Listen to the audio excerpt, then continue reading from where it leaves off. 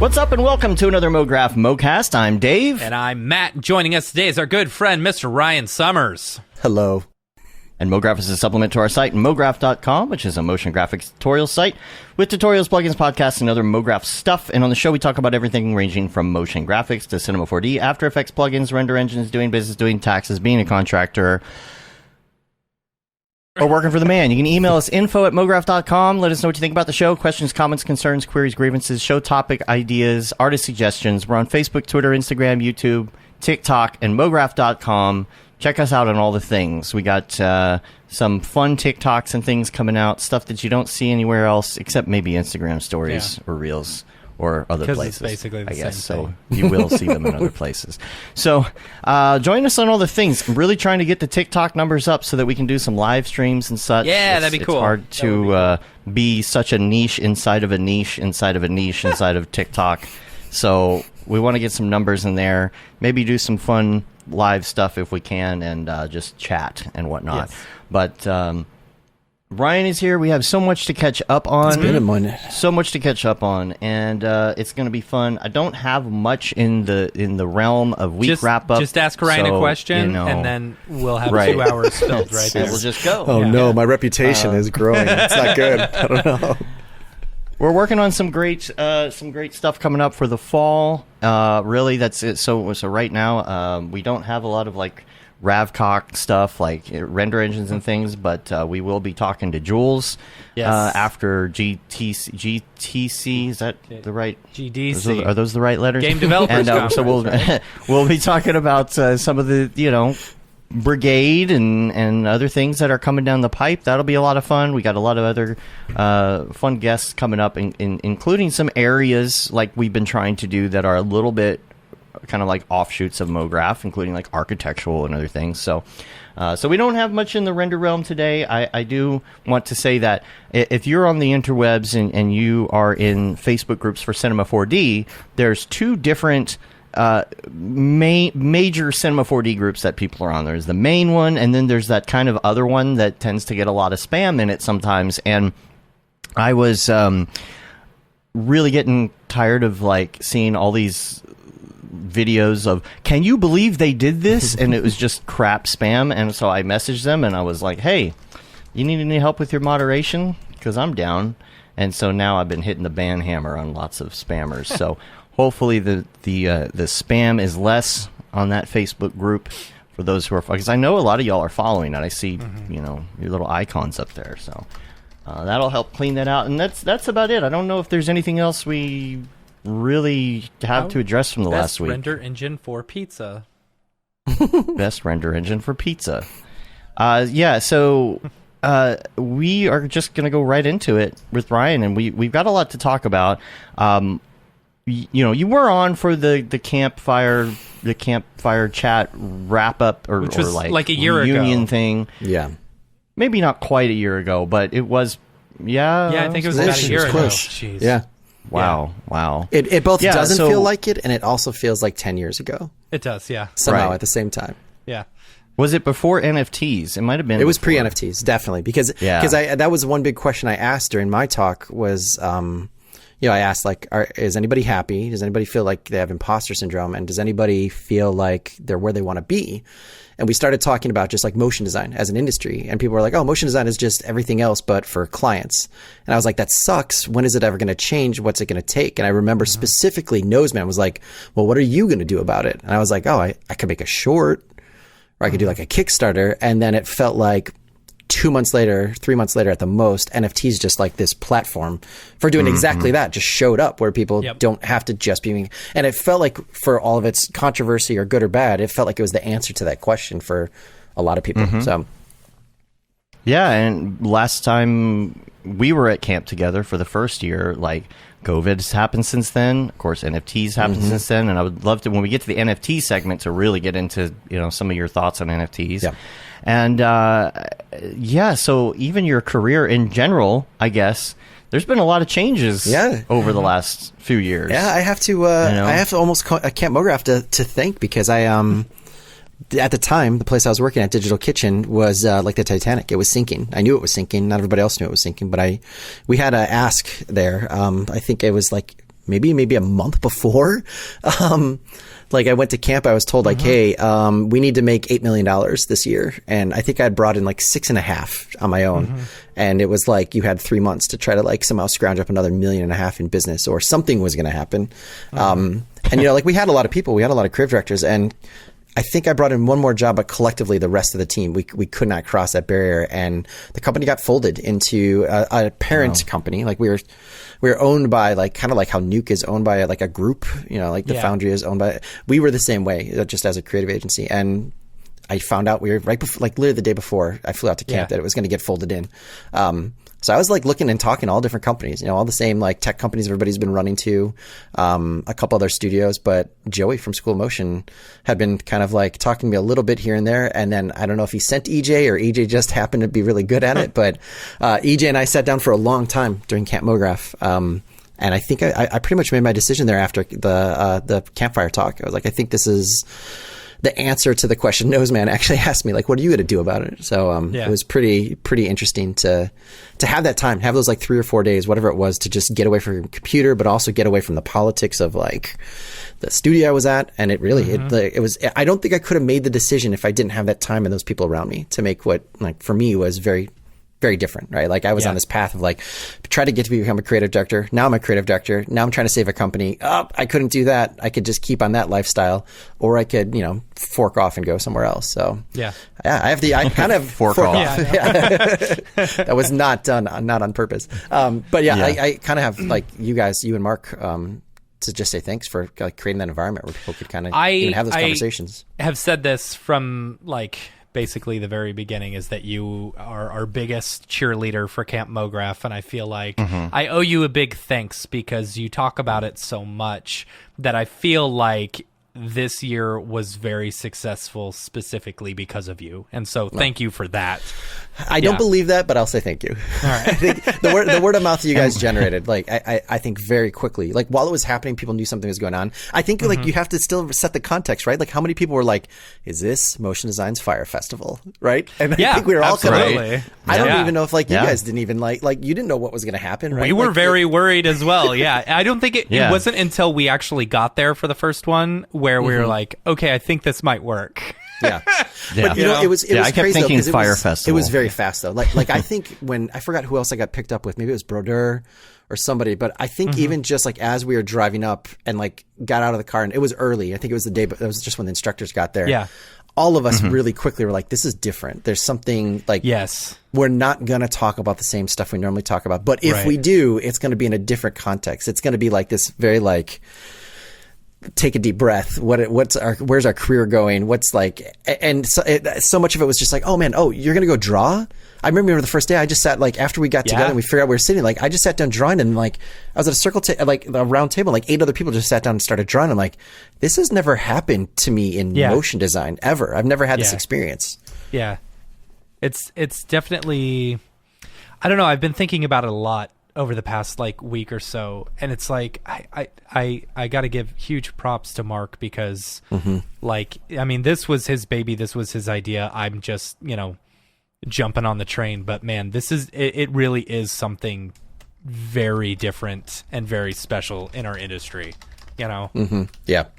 Yeah, and we're sad you couldn't make it. We're sorry you couldn't make it out. Sorry. And we're sorry about all the FOMO we're giving you. Oh my god, yeah. You know, I'm so sorry that my little dude. I have a 2-year-old dude, and he started pooping his brains out like very quickly, like right before I was supposed to get on the ride to the plane. It was just that's a hard one to wave away. I'm like, it'll be fine.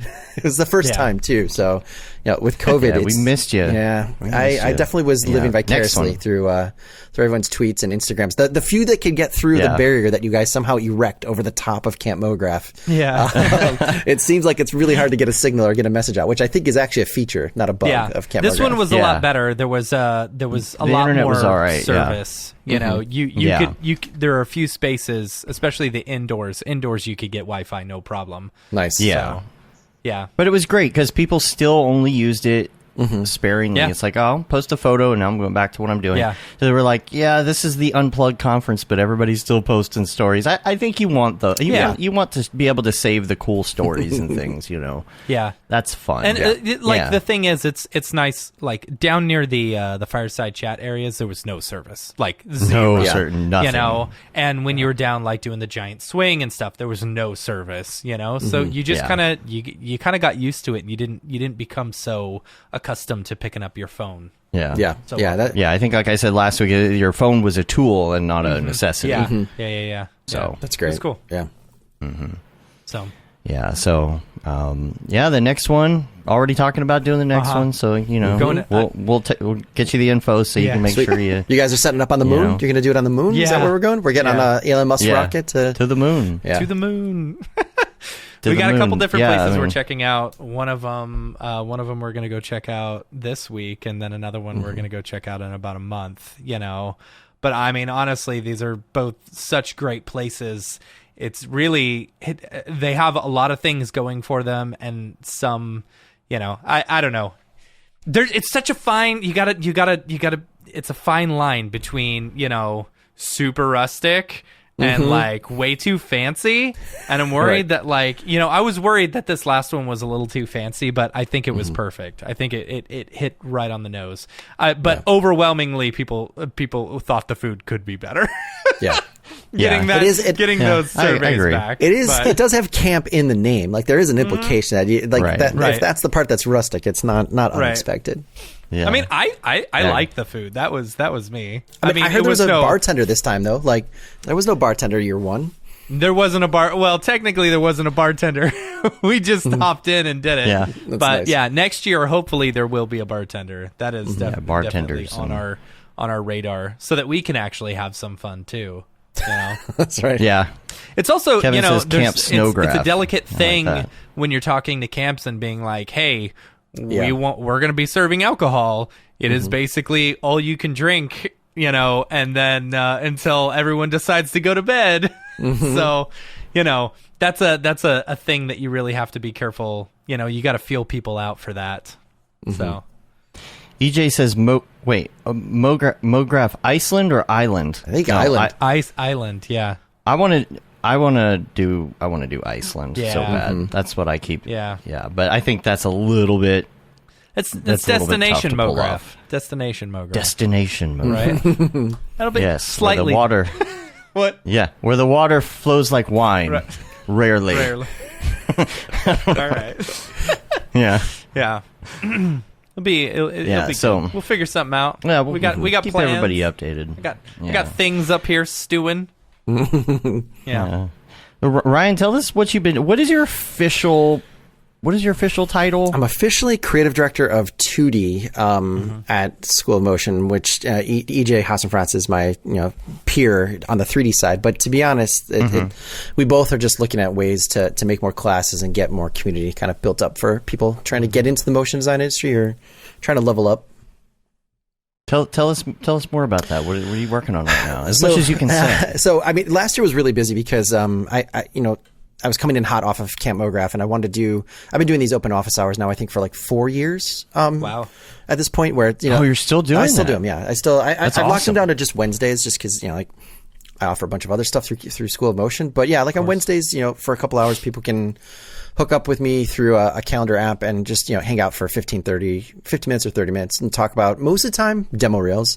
Sometimes it's, like career advice or, hey, how do I get into, this studio or that kind of stuff. But that is really difficult to scale, obviously. Like you can only give so much of your time for free. So when I started School of Motion, one of the big things was trying to just like extend that to more and more people. So I made a free class called Level Up. That was like a direct response to the stuff we talked about Camp Mograph. So just free class. It's basically, you can take it right now if you wanted to, but it talks about all the stuff that kind of like stops you up. So it could be, like how do you get better at editing? It could be what's imposter syndrome. We actually talked to a therapist, like who specializes in imposter syndrome and had a really good long cool. like podcast discussion about it just to kind of kick off that conversation. But also like I think there's a lot of stuff we don't really talk about, and some of it's just the stuff away from software. So I cover a lot of that, like I cover out like how to get better at drawing, talking, or writing, because those three things I sucked at. And I think I invested a lot of that once I started to try to get into motion design, and that unlocked a lot of doors that, getting better at After Effects or 740 wouldn't have really necessarily helped me. So there's a ton of stuff like that in there. That took a long time to make, because it's not just, teaching a class, like a software to a class. And then we made Demo Reel Dash. And that was the big one for me, was just like, it's 4 weeks. It's very quick, but it's taking whatever you have right now. And part of it is like, how do you cut a demo reel? But the big thing for Demo Reel Dash is like how to set up the next like 3, 4, 5 years of your career arc.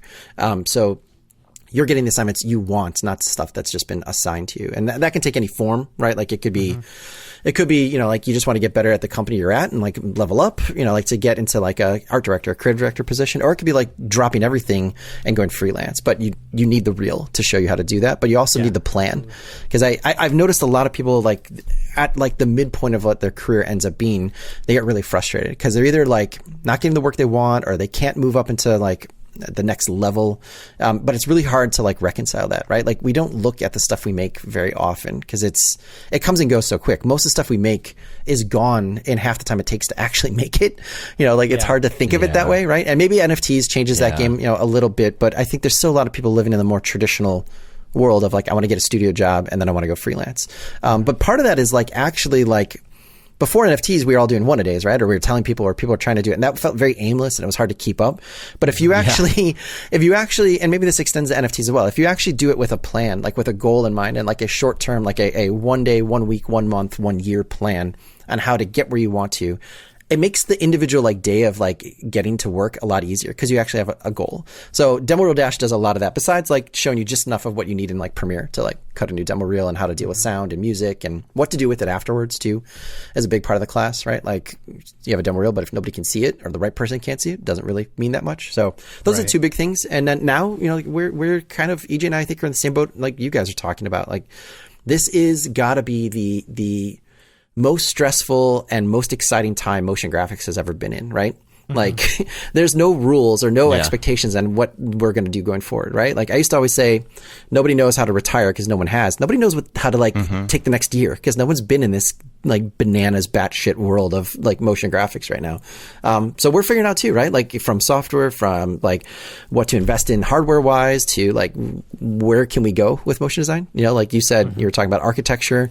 There's so many places and so many things you can do with motion design, but it's also so crazy that you can literally freeze yourself up trying to figure out what to do. So we're doing the same thing. We're kind of evaluating the world, and like we have all of our, I think we have 14 or 15 classes on sale now, and we're looking at like what to do next. But that's where we're at with registration is ongoing right now. Currently, I think it ends in about a week, right? Yeah. You're doing the promo I should have done. Yeah, we have about a week left for all our courses.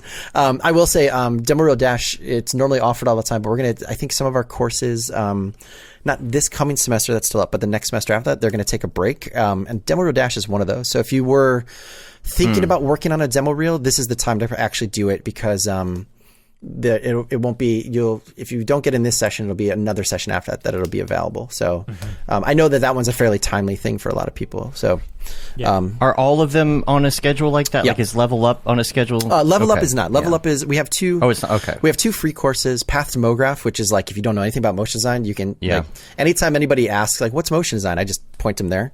Cause it's a really short, easy thing. Yeah. It like Joey goes out to a couple studios in Detroit. I think he goes to like Gunner and a couple other places, and just explains what motion graphics actually is, because it's hard to sometimes explain, especially to like friends and family. And then Level Up is the other one. So if you've been in the industry for like, I'd say like more than 2 years, there's probably a lot of good stuff there. And that you can literally sign up for today. You get access. You can see what like our learning management system actually looks like and how the videos are kind of put together. And you can watch that like all in a weekend, or you can watch a little bit here and there, or you can just like pull the podcast down and just listen to those. So those 2 are free and available at any time. And one of my questions that I actually asked Beeple when we were at camp was, I brought it back to what you had said about the retirement thing, the year before. And like now we kind of have an idea of, okay, this is how you could retire. Yeah. So things are definitely changing really fast. And man, there's a lot of topics that I think have been kind of brought back up by some of our friends in Discord and other places in the last couple days. I think one of the good ones actually is about your website. I think this is a good one to hit because last night I was talking to Joe, our friend Joe, who was at camp. He came over last night. We were chilling and chatting about a bunch of stuff and talking about how important a website is to your brand or to your work. I know that a reel can be important, but the reel goes on the website and the reel goes other places. The actual website itself, we start getting in this convo about like how often does somebody like stumble across your website and be like, oh, I'm going to hire them. Yeah. Like almost you got to have some never. killer SEO in order to, even get someone to find you by Googling you. Yeah. Or by, Well, I mean, do you want my hot take on that? Sure, absolutely. So all the hot takes. I think I don't think you need one anymore. I'll say that, like right off the bat. Like I think, especially like if we're just crystallizing this as a time capsule, like today in the world of motion design, if you can demonstrate that like just above beginner level of After Effects and Cinema 4D, you should be able to get a job.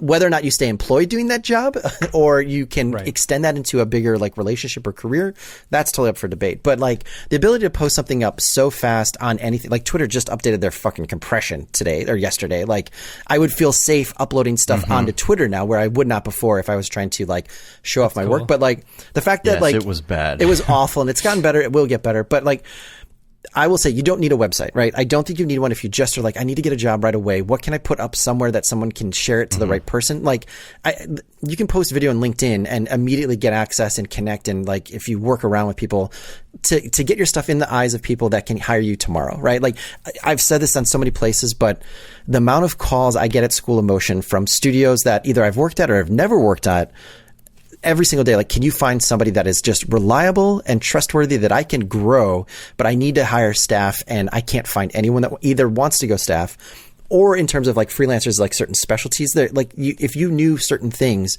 you could get hired and not have to think about like trying to find work for a very long time in the current, like as of today on, September 27th, 2021, like the market is so hot that there's just not enough like talented, reliable people out there. Yep. All that said, I think a website is immensely more valuable than it was in the past.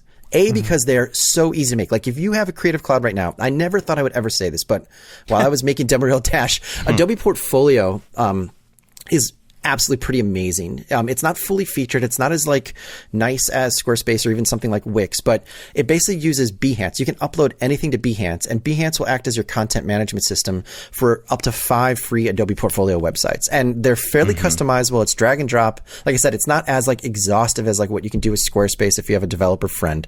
But if you want to be able to have a nice, clean way to put stuff up that takes no time, or you just want a landing page that literally is like, here's my demo reel and here's my address. Like here's how you get a hold of me. Here's my phone number. Right. It is ridiculously easy and fast to do, and it can grow with you, right? Like as you add stuff through Behance, it's great. The only thing I would say is like they don't have, this is stupid, but you can't pick the thumbnail for video. So I would actually still have a Vimeo account to be able to like upload the video. You can hook it into Behance, and then that'll show up in your portfolio. You can pick, you can pick the thumbnail, and the one thing that Vimeo is worthwhile for is that you can slipstream updates. So if you do your demo and you realized you misspelled, you don't have to like take it down or upload a new one. You can just like replace the video, new video, which file. YouTube and a lot of other places, I know YouTube will never do it, but I think that's like a very simple, easy way. And the reason I say it's more valuable than it ever has been is because there are so many more platforms for you to make money and sell things and create like audiences and networks. So if you're doing what you guys are doing, be able to just have a place that has everything, like a visual version of like Linktree, right? Like Linktree is great because on Instagram you can get, but like I never click half of those things because I don't know what the 12 things are. But if I go to someone's website and I can see like, oh, this person has a Patreon or a Kickstarter and they're also doing YouTube stream.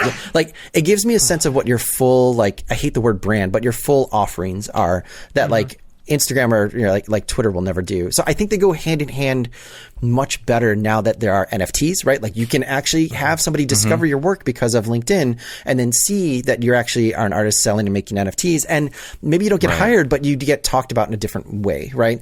So I don't think you need a website. I don't think it's a necessity, but I think if you do have one, it is a huge advantage to have one that's smartly put together that shows off your brand and who you are. if that makes sense. But even so, it becomes kind of a list of things, and it's still the videos that are doing the selling, right? Yeah. Like, because we were talking about skills that are doing the setting, right? But we were talking about like a studio having a website. Obviously, a studio has to have a website. For the work that we do, we have a website. But again, it's a placeholder for some videos that we're showing. It's like if you're a studio and you're designing everything, how important is it to you, or how important is it to some rando that comes across your site that they can go 4 pages deep and find out what pieces of software you're using? I don't think they care. Yeah.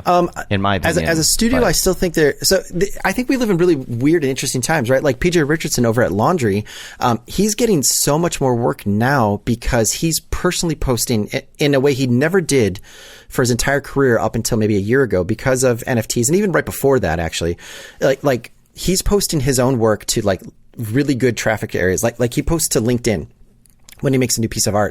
But he's not just doing that, right? He's posting his work to LinkedIn, but he's also sharing a lot of stuff he sees. And because of just whatever their algorithm is set up, he's being exposed to people who can actually hire him and hire his studio, but they're discovering him, right? Like they're not discovering Laundry, or they're discovering like whatever the name is. So many websites for studios are so boring because they literally just say the same thing. We're a creative design agency making animation and solving creative problems for you in the most cinematic way possible, or whatever they're like. Yes, absolutely. If that's what a website is for you, then I say, fuck it, don't put one up, right? Like if you're a studio, like spend all your time on Twitter and Instagram and Behance and Dribble and making relationships with real people as much as you can. Yep.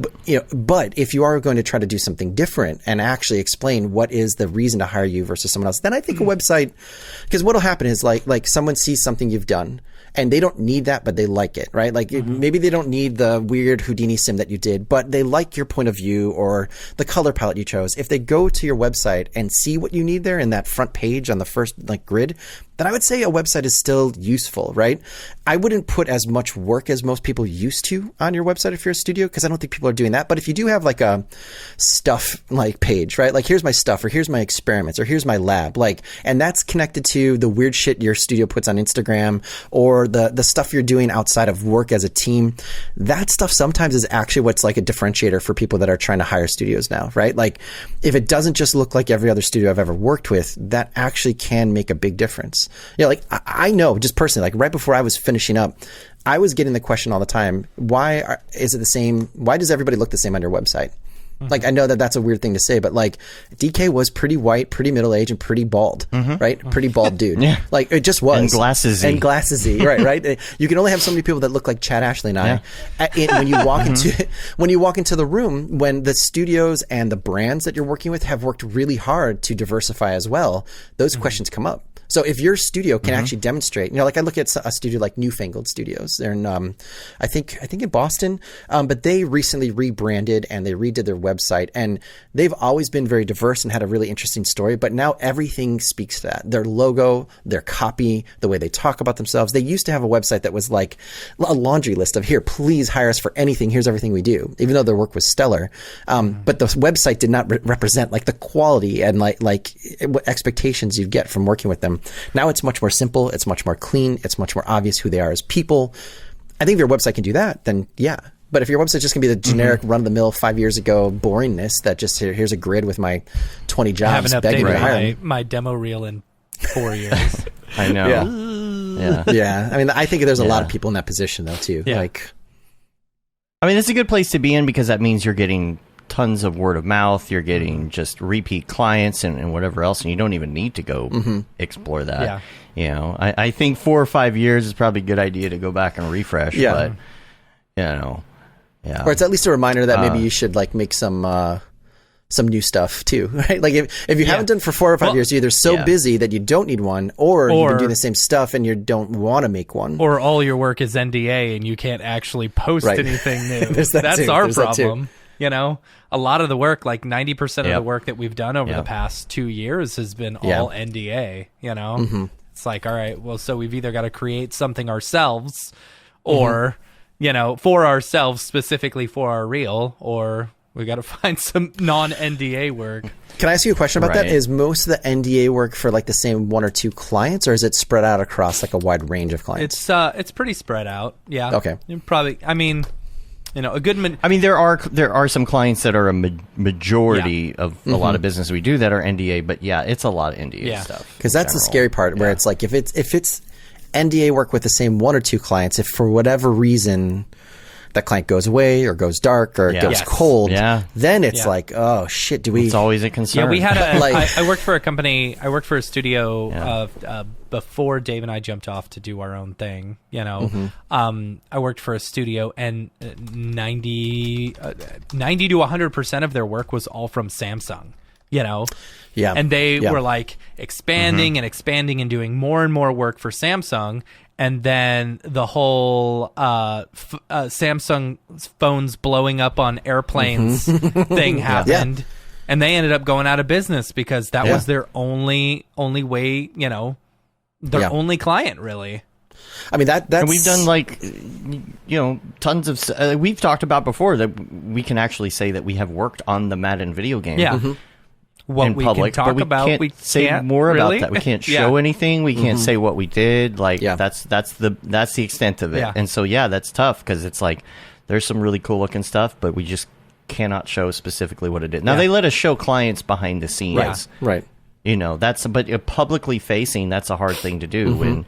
You get into the mix of agencies and contractors and just multiple umbrellas of people. Well, you can't be the guy on the bottom showing off all of your stuff that somebody's paying for at the top. And that's a slippery slope too, because if you do slip like a brand or an agency, something that's NDA, and they work with NDA clients, they don't take too kindly to know when you're doing that. So it is like and also that stuff doesn't go out and get you the handshake to have the first meeting, right? Like you have to have other work that at least brings people to the table so you can show them the iPad or the NDA thing. So I don't know what the best solution to that is, other than somehow finding a way to make time for whether it's personal work or some other client work that fits in the same territory, but you can show off what you do, because it's I think a lot of companies have actually folded because of that, right? Like you get that agency of record or the big contract, and then like you're either stuck doing the stuff that you didn't want to do for a Samsung, right? You're like, oh my God, Samsung. But then it's like,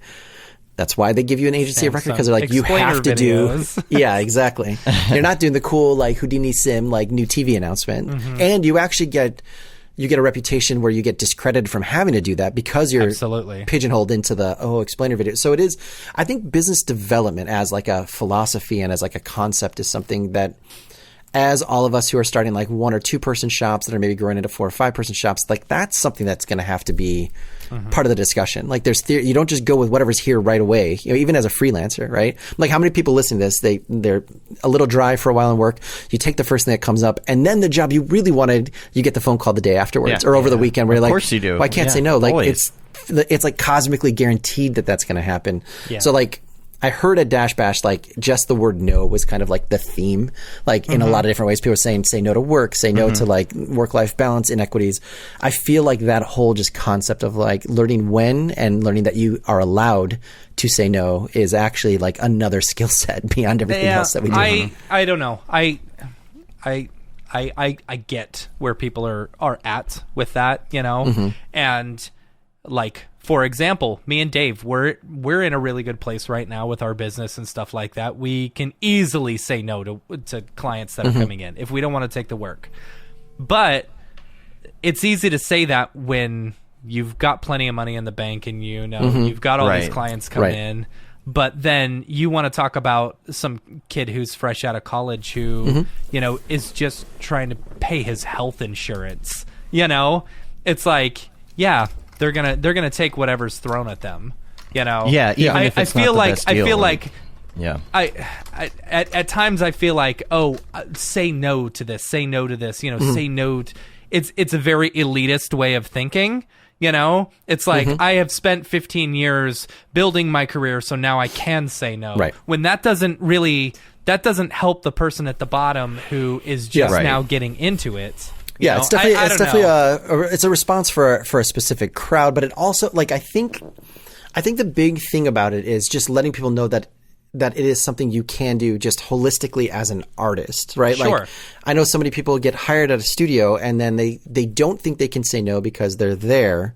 So then they're like, okay, well, that's why they work weekends, or that's why they don't ask for overtime, because they're like, well, I didn't know that I could say no. Because I think that's a fun trite thing to put on a like slide at a talk, and you can get cheered for, right? Say no, right? Like, grow up, say no, right? Yeah. But I think the real answer behind that is like, like in the improv world, there's the whole idea of always saying yes and, right? Like, you never shut someone down when you're collaborating. You say, yes, I like that. And we could also, I think what people are really trying to say, but don't say it in the right way, is that when you can say no, but, right? Like, you can say, no, I'm not going to do this, but I know someone who could. Let me hook you up with them, right? Like, that's an easy way to say, don't be an asshole and lose the connection. You don't understand like the order of magnitude that someone will remember you. If you say, I can't take this, you don't even have to say why, but you can say, I can't take this, I'm too busy, whatever. I'm going to be on a vacation this week, but here's a person that can help you. Let me know when you need help again.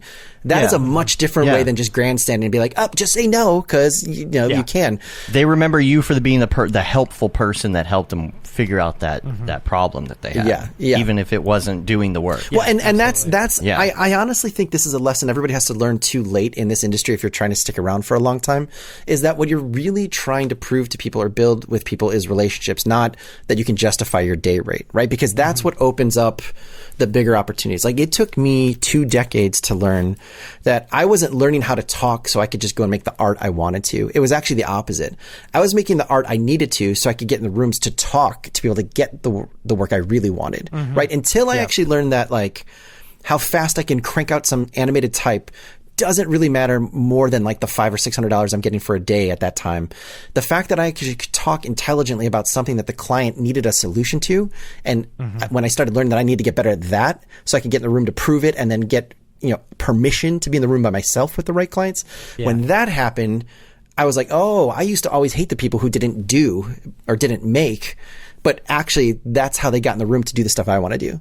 Like, it's a total mindfuck, and it's a total flip, because there is kind of like a chip on your shoulder of like, well, I've been working for however many years on the box. Why does that person get to do that? They don't even do anything. That may be a very personal kind of like observation, but it took me a long time to accept and understand that and be like cool with it, even though I can still get in the box and do whatever I want to do. But that was a whole other skill set, that whether you're a person in a studio, you're someone in school looking for the opportunity, or like you have your own shop, right? Like that, then you have to work with clients. It's a big thing that like you have to get over and learn. Yeah. We got like a lot of questions here. I've got a bunch of questions for you too. And one of them was about Inktober. Are you going to do Inktober or something similar this year? Yeah, I don't know how far I'll get. So we'll tell everybody about it for those who don't know. Inktober, the official Inktober, was started by this really awesome artist that was at Rhythm and Hues, that then went off and started making his own stuff, like comic books and all kinds of stuff. This guy, Jake Parker. But every October, he puts out a prompt that I think just came out, that every day you try to do one ink drawing and then post it up online with just the hashtag Inktober and whatever the year is. There are a lot more prompts now. There's Animation October. There's tons of people in different Slacks doing ones, but the main one I always try to do is just Jake Parker's Inktober. I never get close to finishing it for whatever reason. I start out strong. I'll do like 5 drawings for one prompt and post up the best one, and then each day that goes by, I get less and less, or I'm slapping something together. But it's a really fun thing to be just like part of.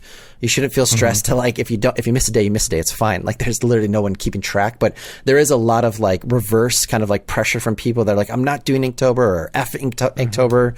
It has, but like that's all weight you put on it yourself. That's not like the actual just like hashtag. But it's super fun to just like get back to drawing, do one drawing a day and ink it. However, digitally, like with actually whatever it is. But yeah, I love it.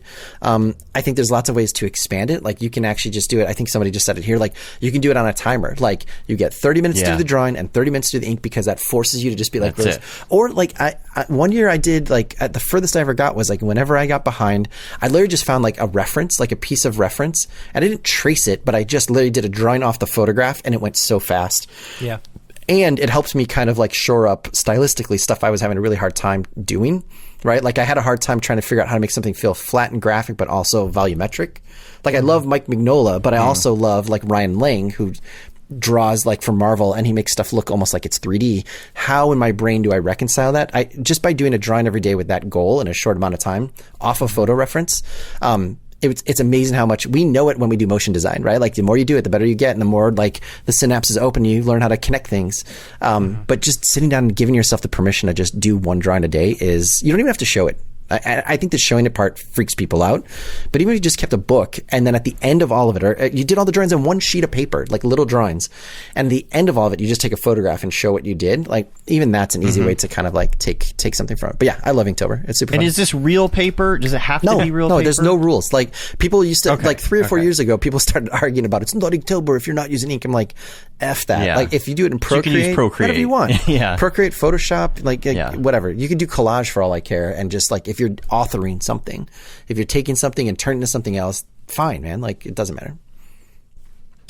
And also a question that was in here was your predictions in Mograph for 2022. Jesus I think that's Christ, an interesting that's a huge one. I mean, that's huge. I normally do one at the end of the year for School of Motion when we do our like big podcast. I feel like I've been saying it every year, and it's been getting closer and closer. But you know, like almost a bunch of studios I really like that are not known even for 3D are finally using Unreal in really, really interesting ways. Like I just saw the studio The Line that does a lot of really cool like League of Legends and Riot games, like super anime inspired 2D animation is looking for Unreal people. Chromosphere just put out this super dope little mini series of like animated stuff called Yuki 7, and they're on their like 3rd episode. It's all like super stylistic 2D like they've done in the past, but I think just yesterday or the day before they released their 3rd episode, and it's all done in Unreal, and it doesn't look like Unreal. Like it doesn't look like a video game. It doesn't look like the Lumen demos. It's not 3D. And they're doing it for a lot of different reasons, but I feel like I've been saying this forever. Casey would probably like laugh at me for saying it again, but I think this next year in 2022, for a lot of different reasons, is going to be the year that you see people not using like Unreal as like a like curiosity. They're actually going to build it into their pipeline and use it for its strengths and avoid its weaknesses. You know, like there's a lot of different reasons why and why not to use Unreal. Like keyframing, that's absolutely atrocious to try and figure out. But people are doing it, right? Like check out the Yuki 7 thing. People are actually really doing it. And there's ways to bounce around between like I think just the tools we have between Blender, Unreal, and like Rococo motion capture suits, as more people start doing it and start finding like the hacks and start finding like the preferred ways of like even just setting up your keyboard shortcuts in Blender has become an argument. Like, do you change them? Do you use the tool that changes them to Meyerson before D? Do you just change the alt navigation? Right. Like, which one? Like, that is literally like burning up the charts with arguments on like the best practice. But the fact that those are happening and they're happening at such a speed and they're happening in so many different places, there is a shift on the horizon, and that shift may be caused by cost. That shift may be caused by accessibility. That shift may be caused by this interlinking of tools that never really existed before. But I don't think like Maxon or Adobe like have to be afraid of like their industry crumbling away from them overnight. But I do think it's something that I'm super excited about. Like we've always said, like After Effects is After Effects for good or bad because there's no other true competitor that does everything. Right. But on the Cinema 4D side, there are more competitors than you can possibly think of. I'm excited to see what those competitors turn into, but I'm also excited to see what Maxon's response is going to be when they're faced with the reality that a certain percentage of users are actually using alternate tools that don't cost anything in their day-to-day pipelines. You know, like how fast that gets there and how extensive it is, I won't make that prediction yet, because it goes the other way too, right? Like there's a studio that was using Blender for feature-level animation and TV animation that literally just shut down. You know, like they just disappeared. I don't think that has anything to do with the fact that they chose Blender, but they made their stake. I think that entirely is because what's funny is I think I read a bunch of like from a bunch of artists who worked there, and what it sounded like. What is it? Is it Tangent? Is that who it was? I think so. Yeah. So, what's interesting is they actually wanted to try and get away from a Blender pipeline and more onto like a Houdini Maya pipeline, and that ended up effing over their entire like. Their entire pipeline, because they couldn't keep up with like, dates and stuff like that, all because they were trying to change things up. And it's like, so you have stories of it. I mean, the thing is, I feel like, at a certain age, like you get tired of the like render wars or like the software wars because you've been through it enough times that like, this is like people who bitch about bands like selling out. You know, like I would much rather the bands I love still be making music, you know, for decades than them worrying about like, nope, we should stay small and we shouldn't go for the home run swing. Like that stuff doesn't really matter that much. Like it's just like you use what tool you need to use at the time. And the fact that there's actually more stuff out there just means that if you're not going to use Blender, it's going to force people's hands to try to look at the stuff that works, right? You know, whatever that might be. Like we have the new version of Cinema that came out for all of its like issues and controversies and good and bad things. But like, you know, that as more people start using and you start seeing more quality training and you see really good, you know, things made with it, that there's going to have to be a response, right? People are going to act like, I've been dying for something more like Grease Pencil in the easy to use, super intuitive interface and workflow that Cinema 4D creates, right? Like I love that you can play in Cinema 4D without having to think that much and then expand for as much as your brain will take up, right? It would be great if I had something like Grease Pencil in that, because as much as you want to say it is great, it is just like when you take someone who's been using 3D for a while and then you give them ZBrush and their brain breaks because it just doesn't work the way they've been trained to. But if you give a sculptor ZBrush, once they overcome the beginning, if they've never touched 3D before, it makes a ton of sense. You can't argue that Blender, at least right now at its state, has that same kind of, you know, feeling to it. Like it just doesn't work the way you feel like it should work until you force your brain to think the way it wants you to work. Right.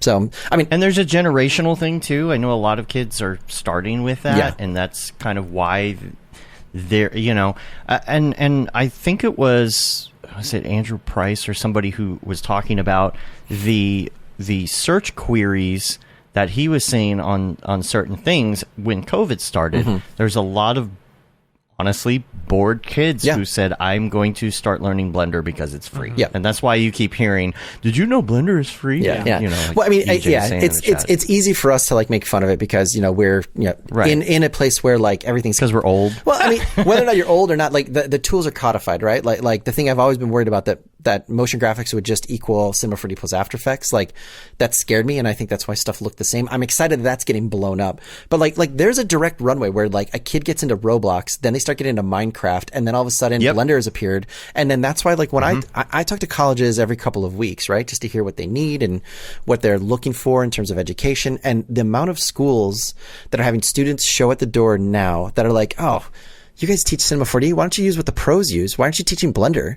Like we can laugh at it, right? And we can think that that's hilarious, but that's what the people who are showing up to the door to get taught this stuff with way more information, way more experience, and way more knowledge than anyone that's in motion design right now had when they started going to school. That's their expectation, right? Their expectation is that it's going to work like this. With Cinema 4D. Yeah. Oh, you guys aren't using Cinema 4D, you use Max. You know, there's definitely kind of a generational thing in some of that as well. I mean, I had the conversations. He will deny it to this day, but I had the conversations with Chad Ashley when he was like, man, why do you use a toy? Why are you using that Cinema 4D? That's a toy. And then a couple years later, I got the phone call. I was like, hey, if someone was going to learn Cinema 4D, why would they learn it? Because at the time, Digital Kitchen was forcing all of the studios that they own to like center on one platform, and Maxim was someone's choice. So we went through that, right? So it's funny in a very short amount of time that people who never used 3D that started using cinema now have this like very high level kind of like thumbing their nose at people trying to learn 3D in Blender because it's accessible and, you know, like it's got a lot of powerful tools. You know, like if you really look at it, it's pretty amazing. It has an editor, it has a compositor for as like not full featured as either of those things are. You can do 2D animation. You can use the 2D animation in your 3D. It has pretty robust like character tools compared to like just not like trying to just do something in After Effects. It may work weird, but it works weird for us. It's not weird for somebody who doesn't know anything from the outside. So, I think it's only going to make what you can do in motion design better and bigger in the end. Right. The competition, the competition helps. Like look at After Effects. There is no competition, and we, you know, still have RAM preview issues. Yeah. You know, I think that's kind of, I think that's such a good thing. Same thing with renders and the render wars and whatever. Look at Redshift and Octane, and like what advances they are making in competition with each other. And look at everything else that's out there that's filling in all the cracks that like those aren't even like, you know, providing, right? Like Arnold is an amazing like industry tested render for a lot of different things if you're heavy on the CPU side, but its Toon Shader is fucking stunning. Like you can do so much with it compared to the other two like defaults that we always talk about, right? But there's 3 to Light, there's Corona, there's so many other renders that that like if you're looking for a specific thing, I hate this idea that like it's like sports where you pick a team and you stick with them, or like you use the right tool for the right job, and it's almost laughable when you hear someone being like, well, F Redshift or screw up, like that stuff just shows like your immaturity or your lack of like even understanding of how this industry works. And it brings it back down to this like dumb, like jocular level. Like, great, but like it's Octane doesn't care who you are, right? Like you don't have to support them like it's like your lifeblood, like it's a sports team. Like there's certain programs that like they would smoke either one of those two if you're using just subsurface scattering or if you're just trying to do caustics, right? Like you cast your tool for what you need, you stay up on as many as you can as humanly possible, and you keep your eyes open for anything, right? Like that's why 2D animators don't work anymore, right? Like 2D animators at Disney were like a computer. Screw that. Look what I can do with a pencil. It's never going to replace me. And none of those people work anymore, right? Like that's what motion design is always supposed to have been about, is that it's the Wild West. You flow with the direction that the tools are that are out there, and you embrace them for the individual things they can do, and you bolt them together in interesting and unique ways. The VFX industry can argue about which renderer to use because they have to put, 1,500 people on the same pipeline, the same platform. We don't have we don't have to do that. So, why it just seems weird that that's where the industry's gone, as we've gone way more VFX and way more tech heavy, that we're adopting some of that gross stuff from other industries too. Why would I want to move over to Blender right now for like no reason? I mean, like why? Like I'm comfortable with what I'm doing right now. There's no reason for me to move over. And like you said, is what you're comfortable with. It's the right tool for the right job. Like it makes my brain melt just to think, I would have to start on a project using Blender for some reason right now, because I know what a chore it would be for me to try and figure it out. I turned 41 this week. My brain just can't learn new things the way it used to. That's actually like, as much as I want to pretend like that's not true, like neural plasticity is actually a real thing. But the thing I would say about that though is like, no one's running to like learn a new thing to learn all of it all at once, like go over the weekend, Matrix style, download it. Like, there's no reason that you couldn't say, oh, you know what I've heard? I wish. I would pay good money for that, but like, there's no reason you can't be like, Kung Fu. You know what? I've heard geometry nodes are really, really interesting, and that they're more intuitive right now than scene nodes and capsules in Cinema 4D. So do a little program on it, right? Like, just chill out, like learn something about it, but not just like, don't watch 2 tutorials about it. Make a little something with it. Maybe try to recreate something you've already done in another program with it. But like, that's the way you like slowly build up and have a true opinion and like understanding, and you can add to the conversation in something more than like F Blender or Cinema 4D's interface looks like just like Blender. Like that stuff. Like I feel like everywhere I go, like you have to filter out 70% of the discussion in chats and Slacks to get to the meat of it. That didn't exist a few years ago, before everything was software wars and mine versus yours. Like that's I feel like that it's going to happen, but that's so like amateur hour in terms of like the discussions compared to the real stuff we could actually be like doing and talking about. Yeah. Speaking of which, I have a good one. And I love the camp Discord that we've all been like participating in, and I think we got to make sure that the campers from the first one have access to it as well. So like Brian, you got to come in there. It's so much fun just to hang out and talk to camp friends. But one thing this morning that came up, and it reminded me that, like Merlin Mann says, there's somebody born every day who hasn't seen the Flintstones. Yeah. Right. Dreisen was talking this morning about that. He is just getting into contract work and asking questions that, of course, have been asked before, but just remembering, hey, there's always somebody that hasn't done contract work before. I think so, it's like, oh, well, we talked about that 3 years ago on the show. So it's like, oh, we don't ever talk about it again. No, I think, so one of the topics that came up was about payment terms. And did you lose a light? Yeah, Matt? sorry. Something No, I felt like I was a little blown out, so I was trying to. I didn't expect it to be that drastic. Sorry. But the question came up, and it was about, and this leads to a second question I have. It's a 2-layered question. Is about terms, because as a contractor, you probably have your own terms. And what happens when a company comes to you and they're like, no, these are our terms. You have to go by these. Yeah.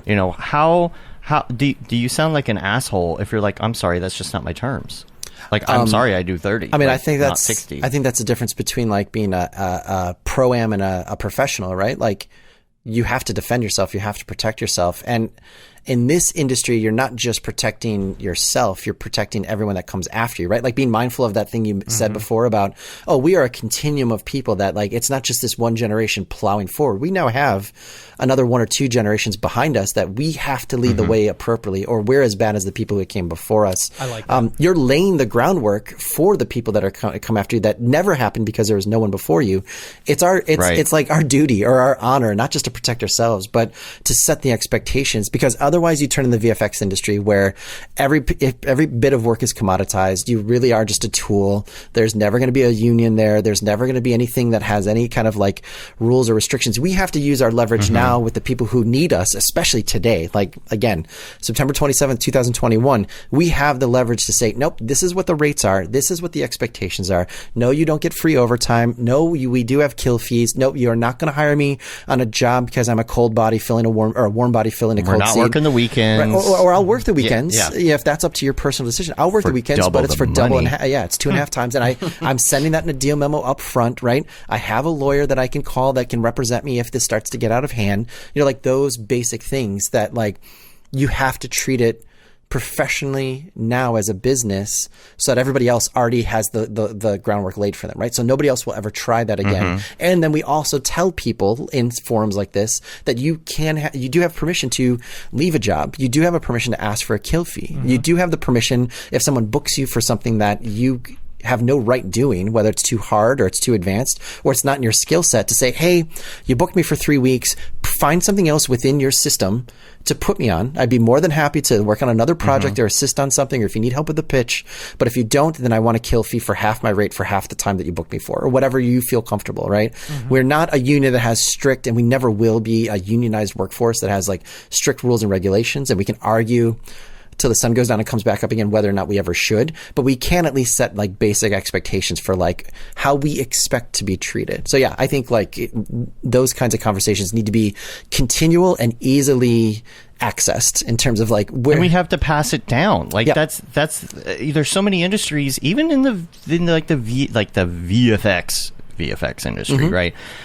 People don't want to share. People don't want to share their knowledge. They don't want to share what they learn. And we're the first generation, really, to go through this. And that would be dumb not to pass along what we've learned to other people. You know, I agree. It comes to the time tracking and all of that stuff. And the other thing that kind of folds into that as well, when it comes to time and time tracking, and I'm not sure who's going to agree with this. And some people might not agree with this. And I wanted to get your opinion on this. Now, I was listening to an episode of Back to Work with Merlin Mann, one of my favorites.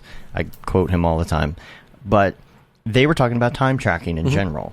And it was really weird to me because Dan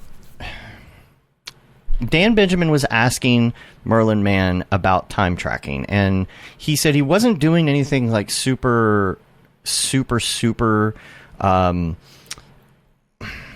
nitpicky with the time tracking. It's not like he's timed, I worked for 4 minutes here and this is what I did, and then I worked for 5 minutes here and then 45 minutes and this is what I did, and sending it to client. He's talking to Merlin about, I'm just time tracking in general. And I'm like, if you're time tracking in general, can't you just say, okay, I worked around 4 hours on this today for your client? Because they don't want the details. And so I started thinking about that, and I'm like, to me, I know he's working on like, web stuff or whatever, but to me, I feel like I go by value a lot of the time when I'm time tracking, okay? If I worked an hour and a half on something, but I feel like the value is actually 2 hours because I was really efficient in how I did it. And I got it done really, and I'm like, okay, this looks really good for an hour and a half work. Okay, I'm going to put 2 hours on there. But then it works the other way too. I worked like 4 hours on this. I had to stop and start. Somebody called me. I got distracted. This doesn't feel like 4 hours of work. I'm going to charge 2. Is there anything wrong with that? I mean, there's nothing wrong with anything on like a global scale, right? In terms of like, there's rules and regulations, right? our industry is a lot like the film industry, and it's literally just based on relationships, right? Like you work with someone who trusts you and you provide value for, right? And if it's the value. Yeah. But I mean, I firmly believe that you are what you spend your time talking about with your clients, right? So if you spend your time saying, look how fast I can do this for you, please bring me in again, you are teaching your clients what to think about you as, right? But if you say to them, hey, look, your problem actually doesn't sound like it's the thing you're asking me for. I think it's actually this. And either I can do it or I can find someone that can help you do it. Down the line, you'll come back to me. That's a different expectation automatically, right? You're not talking about rates and hours and time. That they're not even going into the conversation of like, oh, you know, because that's literally a trust question. If a client is asking you right off the bat, did you work 2 hours or did you work 4 hours on this? That's a trust question. That's not a bookkeeping question. That's not a cost. You know, they don't trust you because they either don't know what you do or they don't know who you are. And that's the decision you need to make up automatically. Like, do you want to work with someone who doesn't trust you? Right? Or are you radiating something that makes them not trust you, right? You have to investigate them while you're also reflecting on yourself, right? Maybe there's something in your communication style that's making them feel that way. Maybe they heard something about a way you worked from someone else that you have to now disprove, right? Like, I know a handful of amazing animators that, because of their communication style, they have rubbed people the wrong way. And there is a reputation in the industry, you know, for them, right? And that they cannot understand why they're not at the same place that they see peers who aren't as skilled as them or as experienced them. But they don't do the self-reflection to think, well, what could be stopping it? If I'm faster and I'm better and my work has more value, I'm still not getting the same thing I see someone with half that. You have to kind of always be analyzing yourself while you're also like kind of like isolating and analyzing your client. So I don't know if that answers the question completely. But I mean, I think you change the conversation. You know, like if someone wants to talk hours, that's never going to be a client that's going to like value what you create, right? As a thing. They're just valuing your time. And that's the kind of work relationship I don't think any of us got into this for, right? Like, we didn't get into this just to be the most efficient person to make the most money, because you would never do that. You would never get an emotion design to make a fortune. So I mean, that's a job to a question for both yourself and your clients. See, me personally, and I've talked about this before, where it's like, say we're hiring on people to help with a project. Mine is always, I like to ask the question, you know, hey, how long do you think this is going to take? You know, what do you think this is going to take? Because then I know what they realistically or unrealistically, you know, if they're like, I think this is going to take 8 hours, but they only spend 4 hours on it. But in my head, I'm like, okay, that's 8 hours of work. Yeah, I know what I'm going to pay for that. So, you know? So I was answering. So even if they do only spend 4 hours, but they charged me for 8 hours, that's what I'm budgeting in my head, and I don't give a shit. You know. So that's what I was answering the question that was asked before about, like, what do you think about clients who are asking you about time and all that stuff. Zach Lovett's saying in the chat as well. I think you should always be, like I said, self-reflection. You should always be tracking the time you spent for your own purposes. So, because I do this still to this day. There's so many times where you see an assignment and you're like, oh, I know exactly how to do that. And then you either do one of two things. You get into it and something doesn't work the way you thought it would, or you find a tool that you think might be able to do it better, but you have to learn it. So you can know for the future. But I feel like it's easy to get stuck into the flow of what you think something should take and lose sense of what it actually is taking for your own, like at any company, there's the outward facing dialogue you have with customers, and then there's the inward facing dialogue you have with yourself and your team members. On the inside, you should always be tracking and know, like, down to the 15-minute increment how much time you've spent, at least, for the reasons you said, and also to safeguard yourself from whatever emotional kind of data you're generating, like, oh, that went really fast, and you look up and it was 6 hours because you're having fun keyframing and you thought it only took 2, right? Like, you have to protect yourself against that, or when you think it, the opposite. So I am of two minds. I think you should always be tracking the data for you, but you should not be reporting back constantly to someone else if they're asking you, did that take you 4 hours or 2 hours? Like, that's not the relationship you want, I think, from your clients. Yeah. Because there's always other variables that go in with that when it comes to perceived value, right? Yeah. Like, say you have a client that is super easy and they never have any changes. Can you do this project for $4,000? Well, yeah, absolutely. But then the same project comes from a different client, let's say, and they are a problem client. They're somebody that always has more changes and it's always out of scope and it always goes over budget. You're immediately going to quote them $6,000. It's like, that you're going to have to do that. And that's more about the perceived value. And even if most of it is in like the emailing and the back and forth and things, and it's actually the same amount of work when you get down to like, Cinema 4D and After Effects.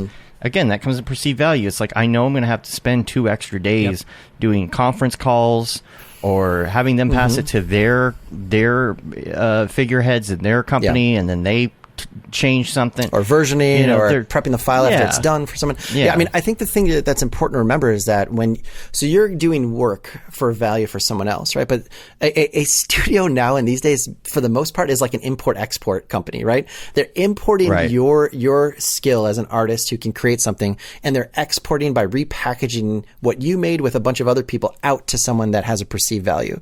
So for 1,000%, whatever you are charging them, on the money side, they are charging an overhead because they're the one who's packaging all this together as a product from the raw material you're providing them.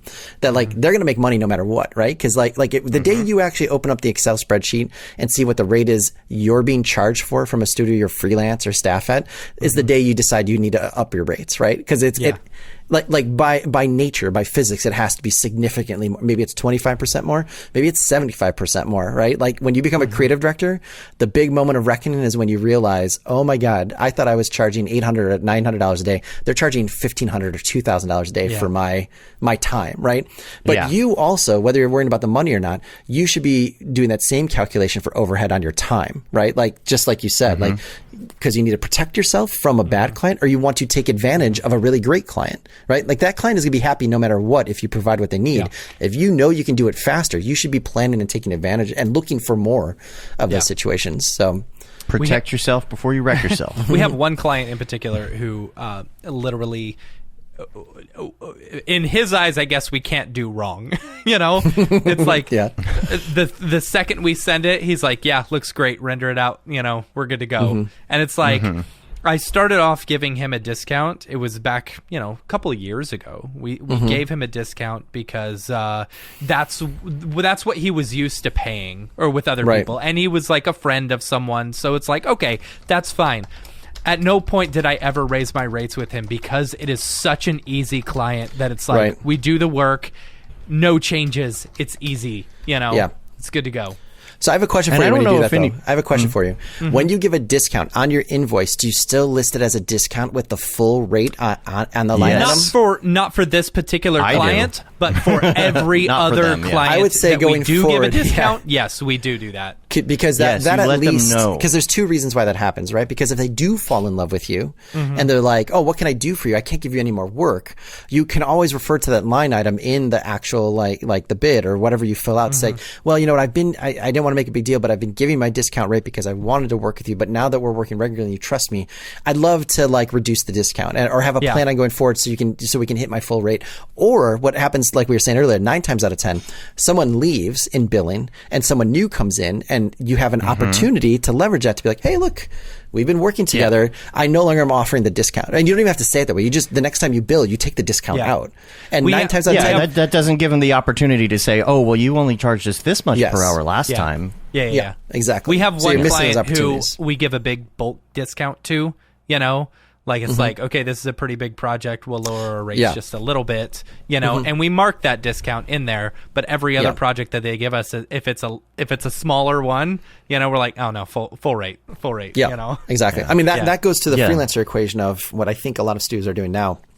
Is that they're saying, okay, cool, we can give you a bigger part of this project or a longer run on this booking if you can give me a project rate versus like your hourly rate. And and like you have to get in that negotiation of really doing the math, like, okay, well, is it worth it for me to have less check-ins and get paid a little bit less, but now I know I have more hours free to book another client, or it gives me my nights and week. There's a lot more like math and consideration that goes into it when those things happen. It's a different equation. Yeah, it's weird. It's even if I'm doing this, I think subconsciously, when a project comes in and I'm about to quote it, I already have a perceived value number in my head. Always. It's like, I think what they want to do will cost this much money, and then I'll sit down and I'll start line iteming it. And usually I'm pretty close, except maybe when it comes to things like any sort of overhead and equipment costs and stuff. Right.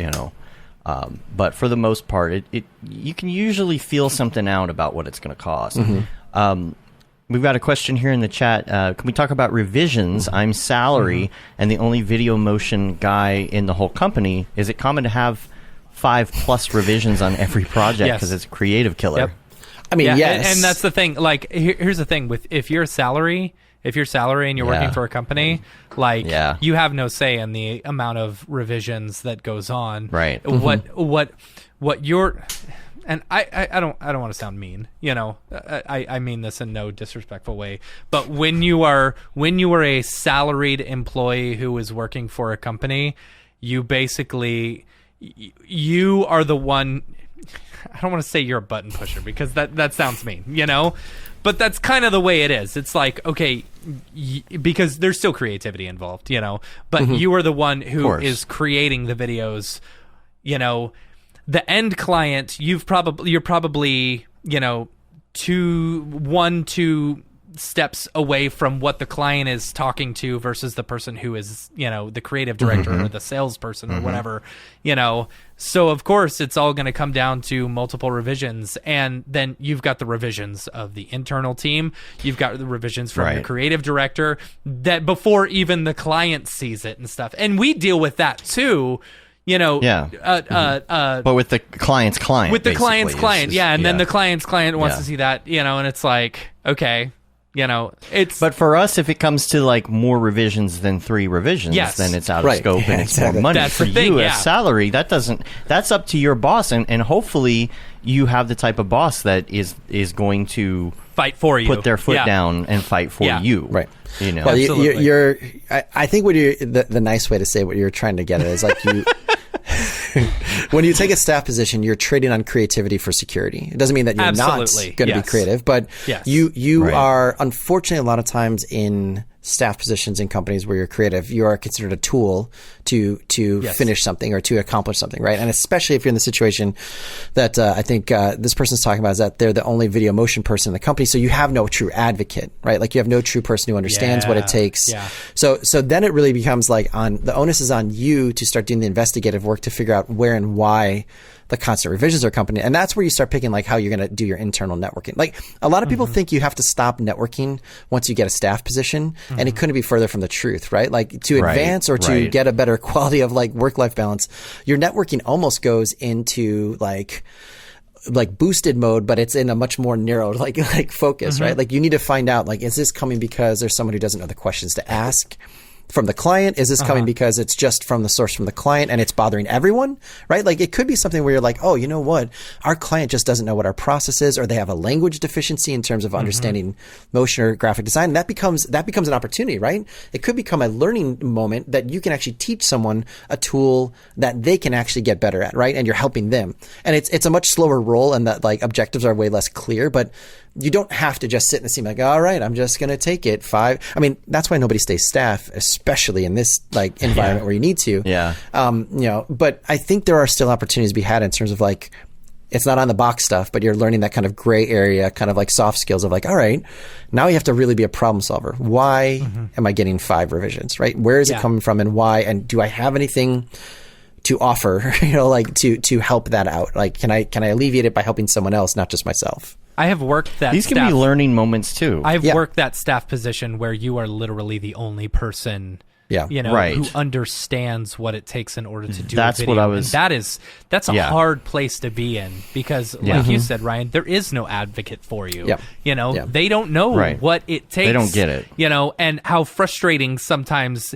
I saw a really funny tweet right before the show, or it was someone Instagrammed. It was. It may have been Mograph memes, I don't know, but it said after the client makes 5+ revisions, and it's that scene from The Godfather after you know, when he's looking down on Sonny and he goes, "Look what they did to my boy," you know, and exactly. It's so funny. It's absolutely true. Yeah, there's 2 types of bosses. There's the ones that have been in it and know exactly what it takes to do something, and then there's the boss that says, after you've rendered something for 45 hours, they say, well, can you move that little object 1 inch to the left? That's not a big deal, right? You know, and I think that it could be, if you have to do this the right way, it could be a learning opportunity for your boss to be able to say, look, I know that each project is getting 5 or 6 revisions, and I know that 4 of them are internal every time. Yeah. Is there something that we can do to package at least the revisions so we get all the feedback we need in one run, or 2 runs instead of 4 before it goes to the client, so that we can have a more efficient process? Because you put it in terms of time and money, it's going to save us time, and time equals money. Yeah. This is where the lessons I've gotten from some very like senior creative directors as well have come in handy. That like we don't have a lot of confidence in ourselves in this industry, and obviously imposter syndrome is legit and real. Even if the rest of the data and the rest of the information does not support having that feeling. I've had creative directors who have literally like stopped me when I'm like, okay, cool. I know that the client just made the change on Friday. They want it on Monday. It's 4:00 at night. Let's see if we can get it out tonight so they can have it waiting for them on Saturday. And me and one other person are ready to like, we're going to order food. We're going to sit in. We're going to do this. And the client, the creative director, is like, go home. And you're like, what? We can't go home. He said he wanted tomorrow. He's like, nope, go home. And you're getting almost like fight about it, where you're like, no, we're going to do this. We've worked so hard. It's almost at the end. We have to finish. They're like, no, because if you don't go home now and we don't miss this deadline, every time we ever work with this person, they're going to think they can do this. And this forces them, because it only works with the right clients and the right time and the right advocate and the right leadership. But if you're working for someone who is not the final decision maker, right? Like if you're working for the visual effects producer who's working for the director, or you're working for the agency that's working for the brand, the final decision maker doesn't see us. They still see that person at the agency or that VFX producer, and it will suck, but like you have to teach them. It's a very difficult point, and you need the support of your company. But I've been around it multiple times where they're like, okay, no, we're going to not make this deadline. I'm prepared, and the team is prepared to take that hit, but we know we have all of the data and all the paperwork and all the emails to say. And like James is saying, like you have to be prepared as the leadership to like, you could lose that one, but sometimes it's worth losing that one. Yeah. Sometimes that's the client you never want to come back. And we don't live in the world that the visual effects companies live in, where there's only 4 clients and they all change every 2 years to be like in a different position, and you don't want to burn those relationships. If you never work for Samsung again, you know what? There's a lot of other people just like Samsung looking to work for you. So you can't do it all the time, but like there is a moment where like sometimes you have to like let it go and be like, okay, like we're going to teach someone why it's going to be late. Let's be honest, too. 99% of the time, they have given you an arbitrary deadline that's actually way earlier than when they need it for. And just asking for an extra day is going to be totally fine. And also, but we don't even think about it. There's also masochistic assholes. Like, let's just be totally honest. This is a very bro-driven, jocular industry that sometimes they're on the shit end of a stick that we don't see, so they're going to put us on the shit end because they can. I mean, there have literally been people quote it. If they're willing to quote this in a newspaper and actually say it out loud, there have been producers that have said on visual effects driven movies, if I don't put a VFX studio out of business by the time I finish this movie, I haven't done my job correctly. If they're saying that out loud, if they're saying the quiet part out loud to a newspaper, what do you think they really think? What do you think they really do when no one's listening? So sometimes you have to do something it's against every instinct in yourself as an artist and a creative person and someone who believes in what they do and wants to be perceived as that. But that's why some creative arts industries are stuck in the positions they are. Yeah. That's why unions have to strike sometimes, because for multiple decades they said that, by the way. I don't know what the producer's name was. I don't remember, but it's you can find it. It's definitely it was. I can say it was in response to the whole digital domain winning the Oscar, then shutting down days afterwards, and the fury that followed after that. So whatever time period that was, you can find the.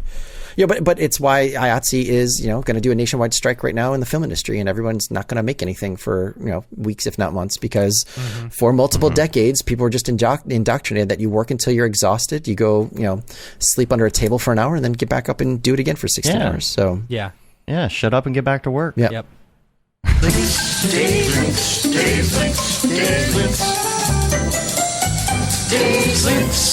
I got a couple links that I want to share, and I also want to make sure there are no more questions in the chat. And then we're also going to go to NFTs.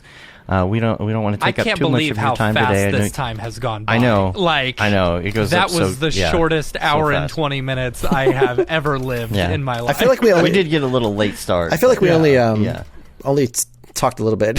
Like we only answered like a couple scratched questions. the surface. Well, we got more. That's why I said just ask him one question. We're good for the show. Right. I do want to fix something. It was Rhythm and Hues specifically. Yeah, it was Rhythm. I was going to say, but Digital Domain went through an even worse implosion. But Rhythm and Hues was the studio that did all that work. Yeah, that was during the Life of Pi stuff.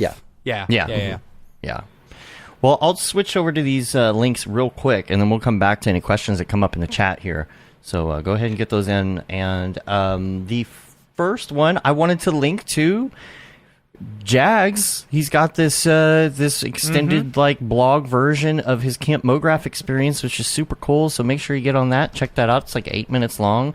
It's his view of. Like his view of camp. I wish everybody had one. Yeah, that would be really cool. Everyone did like their everybody's own blog. perspective. I would love to see that. Yeah.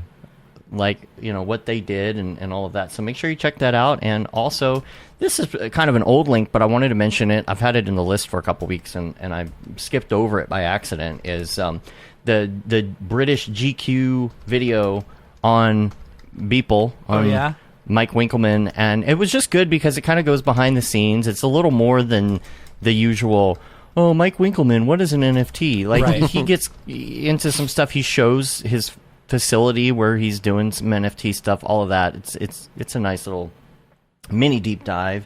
And then also, his link to Lil Nas X's TikTok when he's talking about his new album, because there's some Blake Catherine art floating around on his TikTok account.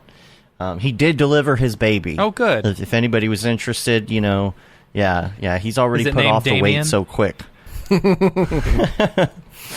the weight is off though. I don't, but it's cool because you see a lot of Blake Catherine stuff floating around his TikTok, and that's cool. And then Dry Ink, I wanted to mention the Dry Ink pack that's available from Grayscale Gorilla and Grayscale Gorilla Plus now. Yeah. They had a really funny Instagram. Loved it. They were showing off different things, and in there buried was Bab 2024. Yeah. So Node Commander as well. Easter the egg. Node Commander. Is I Node like Commander in there? Yeah. Nice. I still rock my Node Commander shirt all the time. That one was short-lived.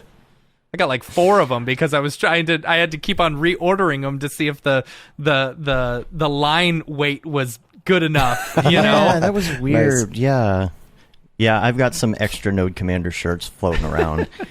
The question here is in the chat, what is Mograph going to look like after COVID? Meaning as far as LA, New York being hubs, things like that. Can I give my little bit real quick? Sure. Because this is what I've noticed, especially since the beginning of COVID, even up until now. Studios and big clients and stuff like that, like, they have completely changed the way that they work and are much more willing to work with remote artists now, which is great for us as artists, because it means anyone, no matter where you're at, can actually work with some of these major big players that, artists normally dream of. And they're like, oh, but I'll have to move to San Francisco or New York or LA, to go and work for that. But now it's like, no, they're comfortable with working with remote artists, or they've worked in such a way that it's like, okay, we've figured out how to keep things safe, and stuff like that.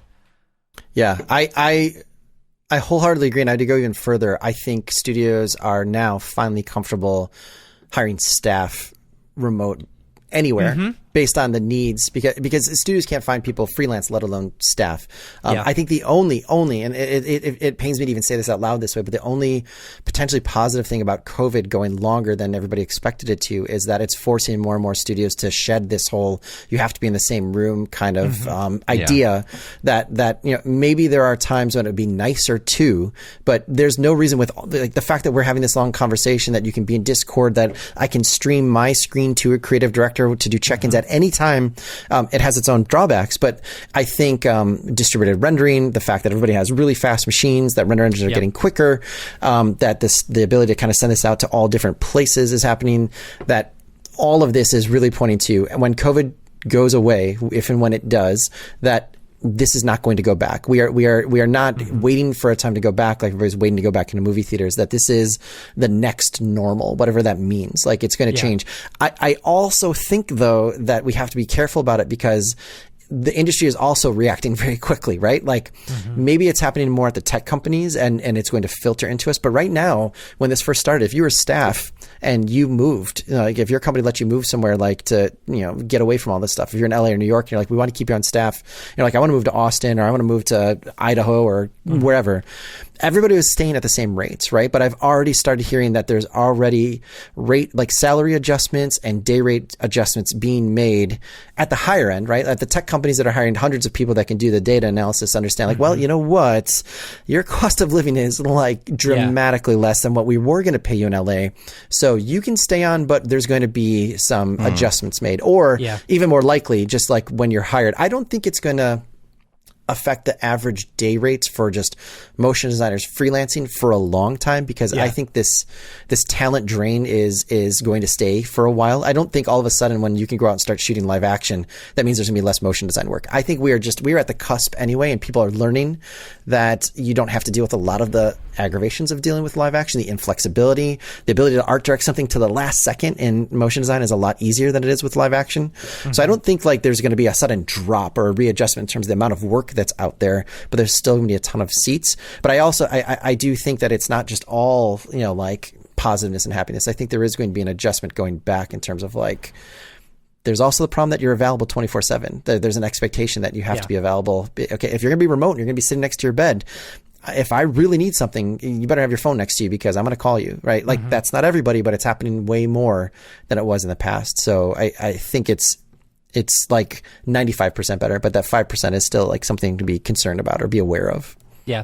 I think I think it's interesting mentioning the we're going to pay you different because your cost of living is different, because to me that's a really shitty company to work for, because it all goes back to me hiring a freelancer, him telling me it will only take 4 hours when he knocks it out in 2 or something like that. To me, I am paying for a person, I am hiring a person. It does not matter to me the value of the where work. they live or whatever, because to or me, what decisions they made about their cost of living.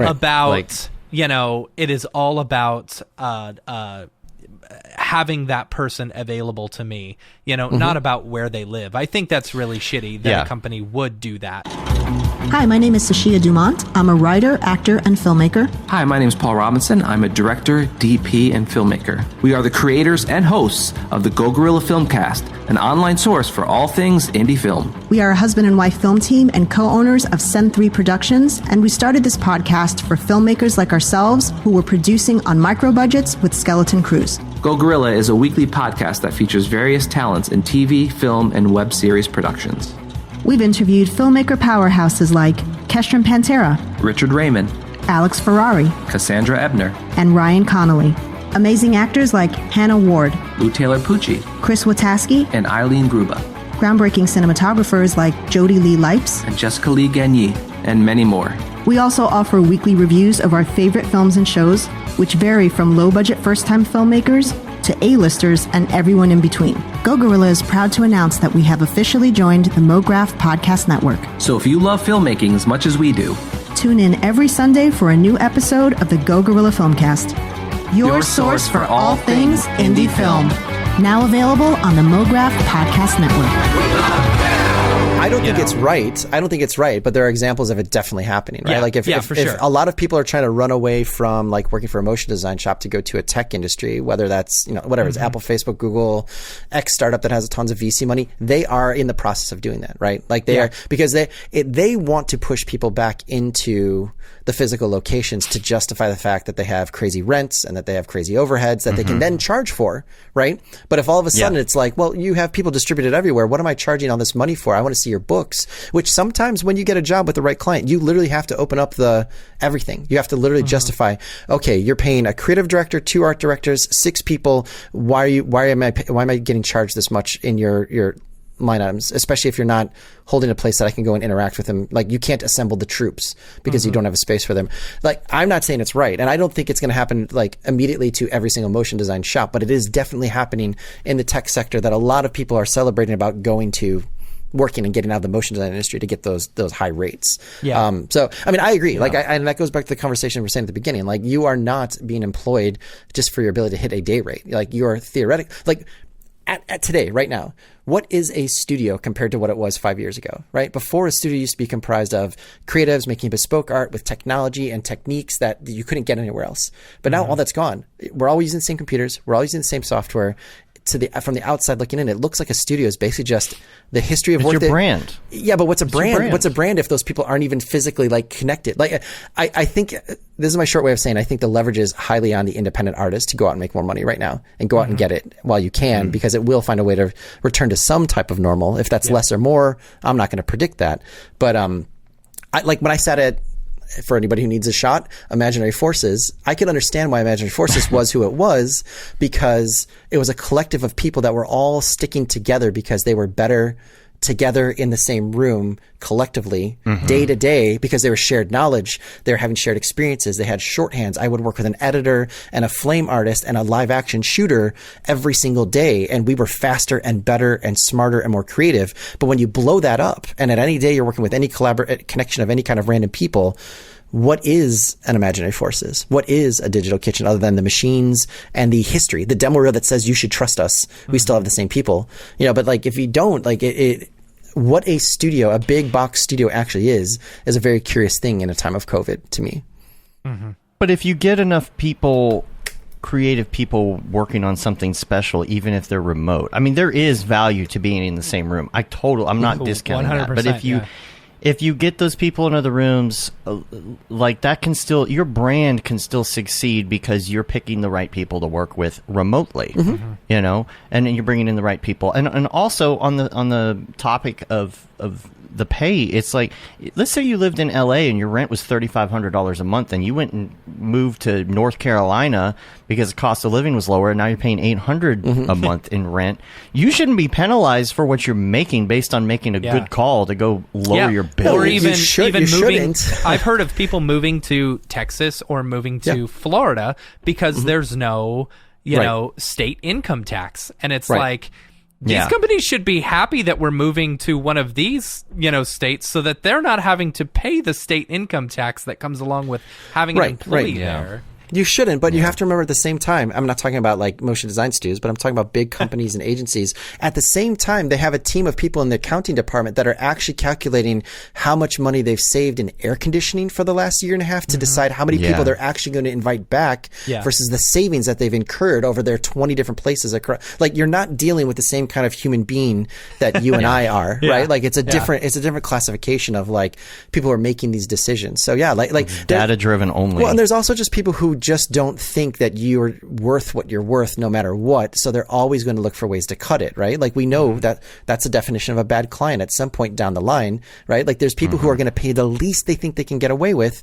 That's why we have Fiverr and all these other garbage situations that people find themselves in and have, just accepted, because there are people who don't think you're worth it, and they're going to try to, pull out as much as you will let them pull out. Yeah, totally. I want to get your hot takes on NFTs. Okay. Before we run out of time. Let's do it. So we're going to go ahead and move over to the drop, if I can find my mouse. Here it is. Here we go. Drop. Is this the fucking mic? Drop. This is exactly what I should be doing. What's up, and welcome to this week's episode of The Drop, your weekly source for all things NFT and crypto art, as well as upcoming drops by notable people in the Mograph industry. I'm Matt Milstead. Joining me, as always, is Dave Koss, and joining us this week is Ryan Summers. We're going to get his hot take on NFTs. But first, let's talk about some drops. Yeah, let's go into some drops. Some really cool artists this week. Right now, Nifty Gateway is doing this thing. It's, oh boy, what did they call it? Crap, I didn't write it down. I should have written it down. The thing. Yeah, the thing. The thing. It's the Niftybees. Is it a Sotheby's Is it supposed to be Nifty thing? Sotheby's? I don't know. I see what you did there. Very clever. But there's a bunch of really good artists. Basically, they're auctioning off single artist stuff. You know, you've got artists like Hackatoo and Fewocious and Fuckrender and Mad Dog Jones and stuff like that, all being offered on this, which is pretty cool. You know, it's pretty neat. And that's actually going from today. No, it ends today. And then it's been going the past couple days up until today. And then the 27th, and for those who are listening to this later on, being like, oh, I want to get in on that. Too late. Yeah, so the other one, there's another artist dropping today. That's I'm going to mess up all these names because, That's what we do. Lucio Paletti, I think. This one was really cool. The art pieces are really rad. You know, so this might be one that I hop into and purchase. Let me see if you go. Can you go to go up one thing to their actual like Twitter account, and you can see a lot of their work. Their work is intricate and gorgeous and illustrative and like just so pretty. Like, yeah, this is a rad artist. That's pretty intricate, right? Mm-hmm. So, here's another one for Nifty. Here, Dave. Check this one out because this one was cool. Is it in the dingus? Yep, it's in the dingus. All right. See, it's like I start putting this stuff together. Like this one was posted at 8:10 a.m. You know, for the Nifty drop, and it's like, oh, I had already done the drop. The notes. Yeah, it was pretty. I like it. Super exciting. What does it say? I don't know. Monta something. Monta Divina? Yeah. But look how intricate that is, man. God, it's so super intricate. good. Yeah. So anyway, cool. that's today at 6:30, 6:30 Eastern time. Let's see. And then the next person we've got up is oh boy. Asanachi? We'll go with that. And Dun right. Jazzy. Really cool artist from Nigeria. So has these like super cool looking like they show off the work anywhere? No, or, they don't. God, why not put the work I don't know. in these? I don't know. See, it's frustrating. I feel like Nifty Show your Gateway work. like talks to these people and says, "Oh, you need to do a video, but you need to tease it." It's like they tease it, but they don't actually show the work. All I ever want to see is the work. Like, yeah. The last person that we saw, I saw that work was cool, and I was like, yes, I will probably buy that. You know, right? But like not showing off the work. Now, I mean, unless you you can know the go artist, to their Twitter right? page if you know and the you artist, can see the artist, and you can see what their work. You know, this one, it's cool work. It's cool work. You know, but it's like, yeah, show me a cool like preview. So that one's on the 29th. Next up on the 30th, Anthony Azaquo. A super great artist. Like, this is killer work. I believe this is another Nigerian artist, I believe. Yeah. I wonder if this is digital drawing or if this is I think this is paper. actual physical, like, painting and stuff like that. Because the red man that he did, you'll see it's like a bright red painting. Yeah, but see the difference in reaction when we can actually see this and be like, wow, look at this art, as opposed to like just a thing that says, hey, I have a drop. Right. This is like gorgeous work. So, but also you have to keep in mind that was I posted that in there because I couldn't find one that said, oh, this is my upcoming drop. I just posted their work so that you could so much see more what impactful it's like. But to man, see that. It's gorgeous stuff. Super gorgeous stuff. Yeah. So let's see. That's it for Nifty Gateway. Just a few things. Then over on Maker's Place, Tom Morello from Rage Against the Machine is doing a drop with Peter Moorbacher, I believe. It's like I want to say it's like a Dungeons and Dragons-y type thing, you know? Yeah. That one looked like Warcraft. Karos. Yeah. It's the collection of the characters and heroes he played from his childhood basement. You know? Dungeons and Dragons. I mean, that's fun. Very pretty looking stuff. I find it weird that it's Tom Morello, but whatever. You know? I thought it was weird last week when what's her name, Shakira was doing a drop, but that one ended up doing quite well. I believe one of them sold for $30,000, which is crazy. Yeah. And it didn't do as well as what was the other one? It didn't do as well as T-Pain. I'm surprised, dude. T-Pain's was legit. Shakira's was like these very pretty cinemagraphs and stuff like that. But man, T-Pain's like that's still the auction's still going on, and it's only up to like $2,000. It's like, man, if I had the money, I would buy that one because that T-Pain one was sweet. You know. All right. Yeah. Next up on the 30th, we've got.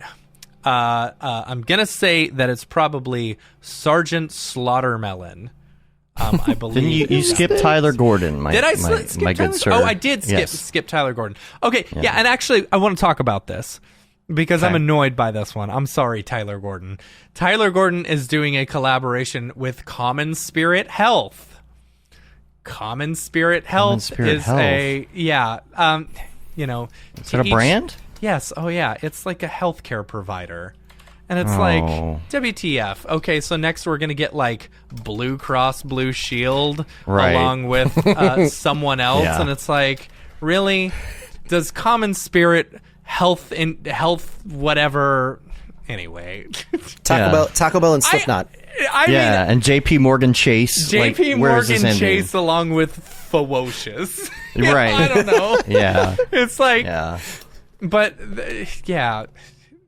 I don't know. I just feel I whatever, to each their own. Who's generating? I think the place to be in this space right now is like to be the people who are actually connecting these totally disparate groups of people that would never even give each other the time of day, that are just like do you think Shakira, I mean, I could be totally wrong because I felt very cynical about a lot of this stuff, like Paris Hilton with whatever, and then I've seen like the kind of interesting stuff that's come out of that. Like, do you think all these celebrities are like, man, I got to get into this NFT thing, I've been on the sidelines watching it. Do you think they're really watching, or do you think don't it's know agents? If a lot of them are like, oh, I need to do this. I think there's agents with packaging deals that are like, you've got to get in early because look what happened with like, who was it that got into like energy water and now they don't? There was a rapper that got into energy water. 50 Cent? Yeah, 50 Cent. Like he got into it, and like he own that? He did own it. Yeah. Okay. Well, he came in as like an investor. After it already started, but like, I mean, like look at. I watched the Savage Fenty thing that's on Amazon from Rihanna, and she is like. Literally got minted a billionaire like less than a month ago because she got in early on actually like stewarding and driving her own lingerie and like beauty makeup line. And now there's a million people trying to like race to catch up to her. Yeah. But like that had to come from someone also with her interests, that like, I feel like there's got to be a handful of people who are like, I'm really into this. Like, how do I take advantage of it? And then there's other people who are just like, nope, you got to do this. You know how we're going to have you do a record deal and sing? Nope, you're going to do NFTs. Yeah. I guarantee you, because, having... Oh, vitamin water. Yeah, vitamin water. It was vitamin water. The thing is, I guarantee you there are shops out there that are like, hey, let's hook up these artists and then let's find some people who want to make NFTs. I guarantee you a lot of these people. T-Pain, I bet you anything, someone didn't approach him. I feel like he did it. He found somebody. He found someone. But this is a good opportunity for people who are looking to find brands, I guess, to get some work with.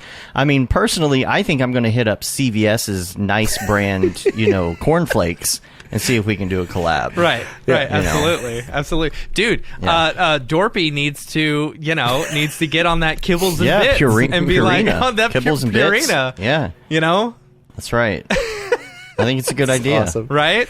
So, yeah, actually, absolutely. Like James says, when money's involved, people bend, But because you talk about, I mean, it's very easy just to say, oh, Paris Hilton made this much. Oh, Shakira just made this much. Oh, there's an NFT artist named Beeple who you may not have heard of who made this much. And it's like, what? Dollar signs, okay, just sign me up, whatever. There's boardrooms lining up.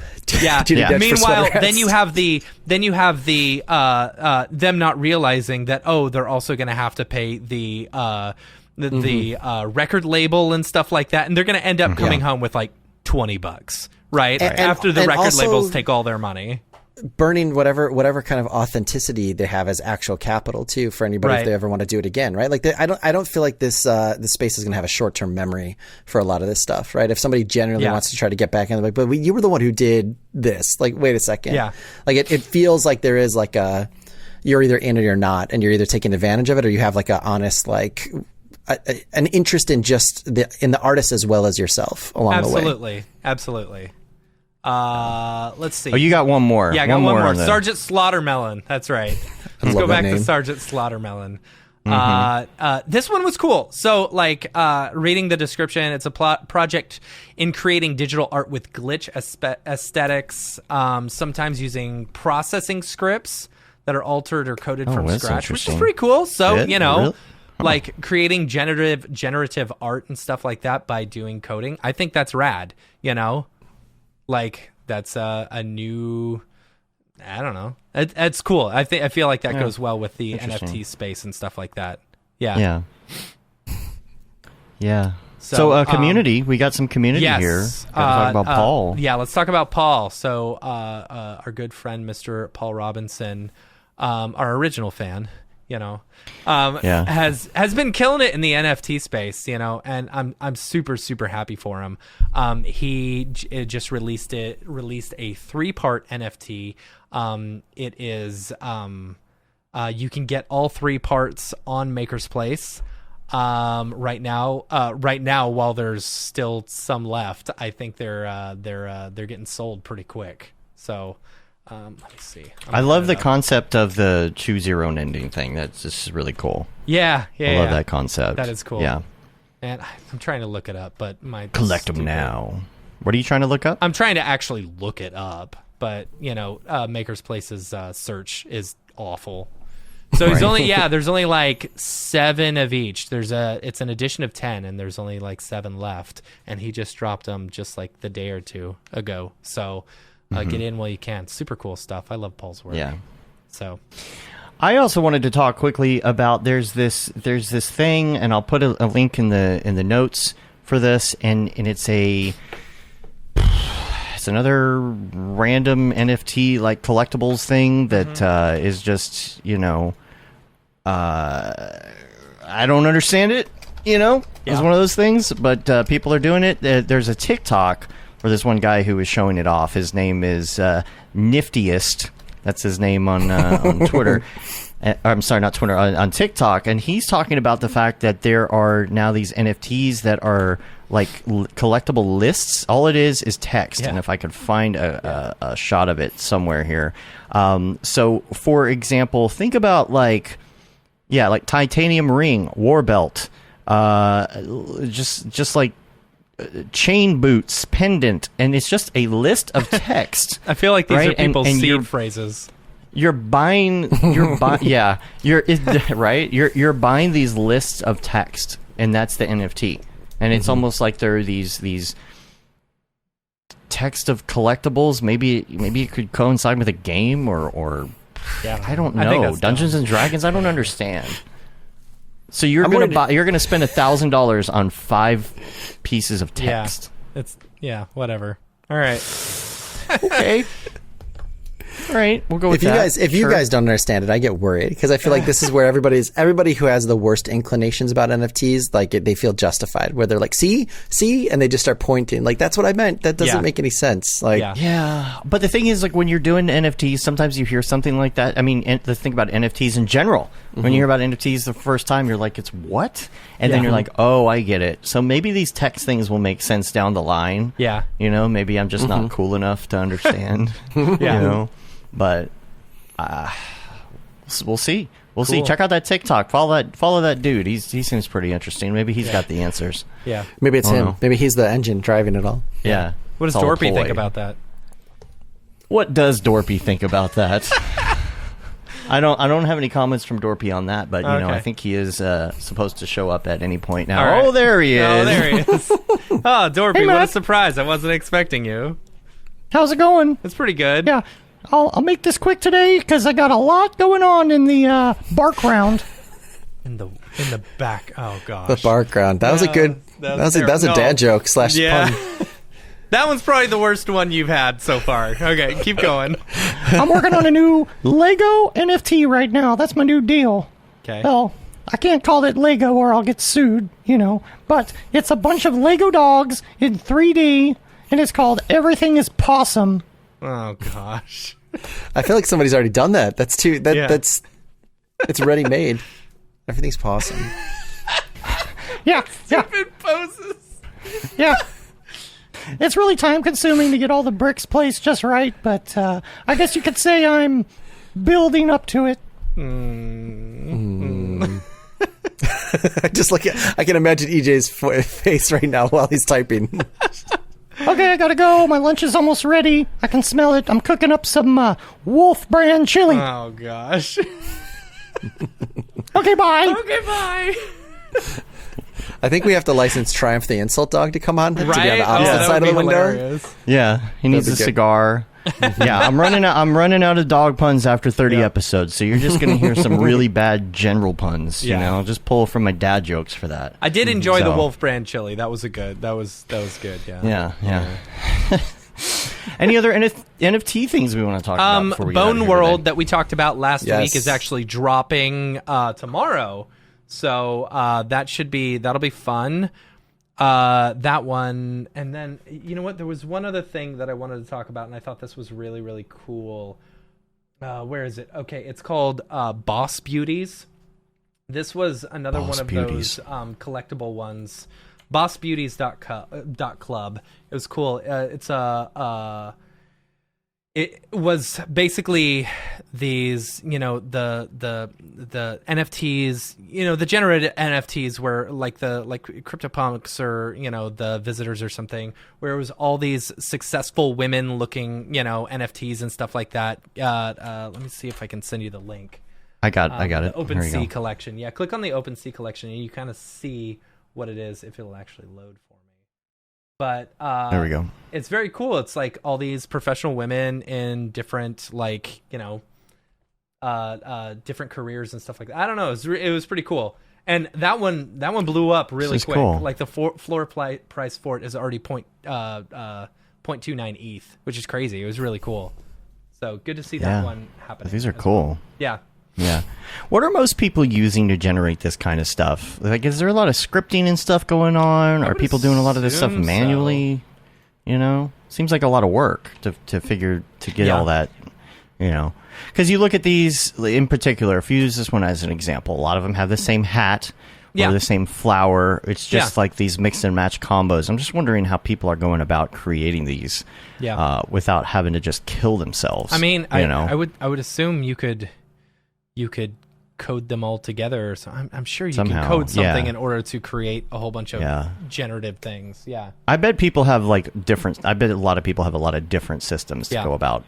Yeah. I bet there are some people out there trying to manually go through and do each one, and that's got to be just a lot of work. Yeah. Yep.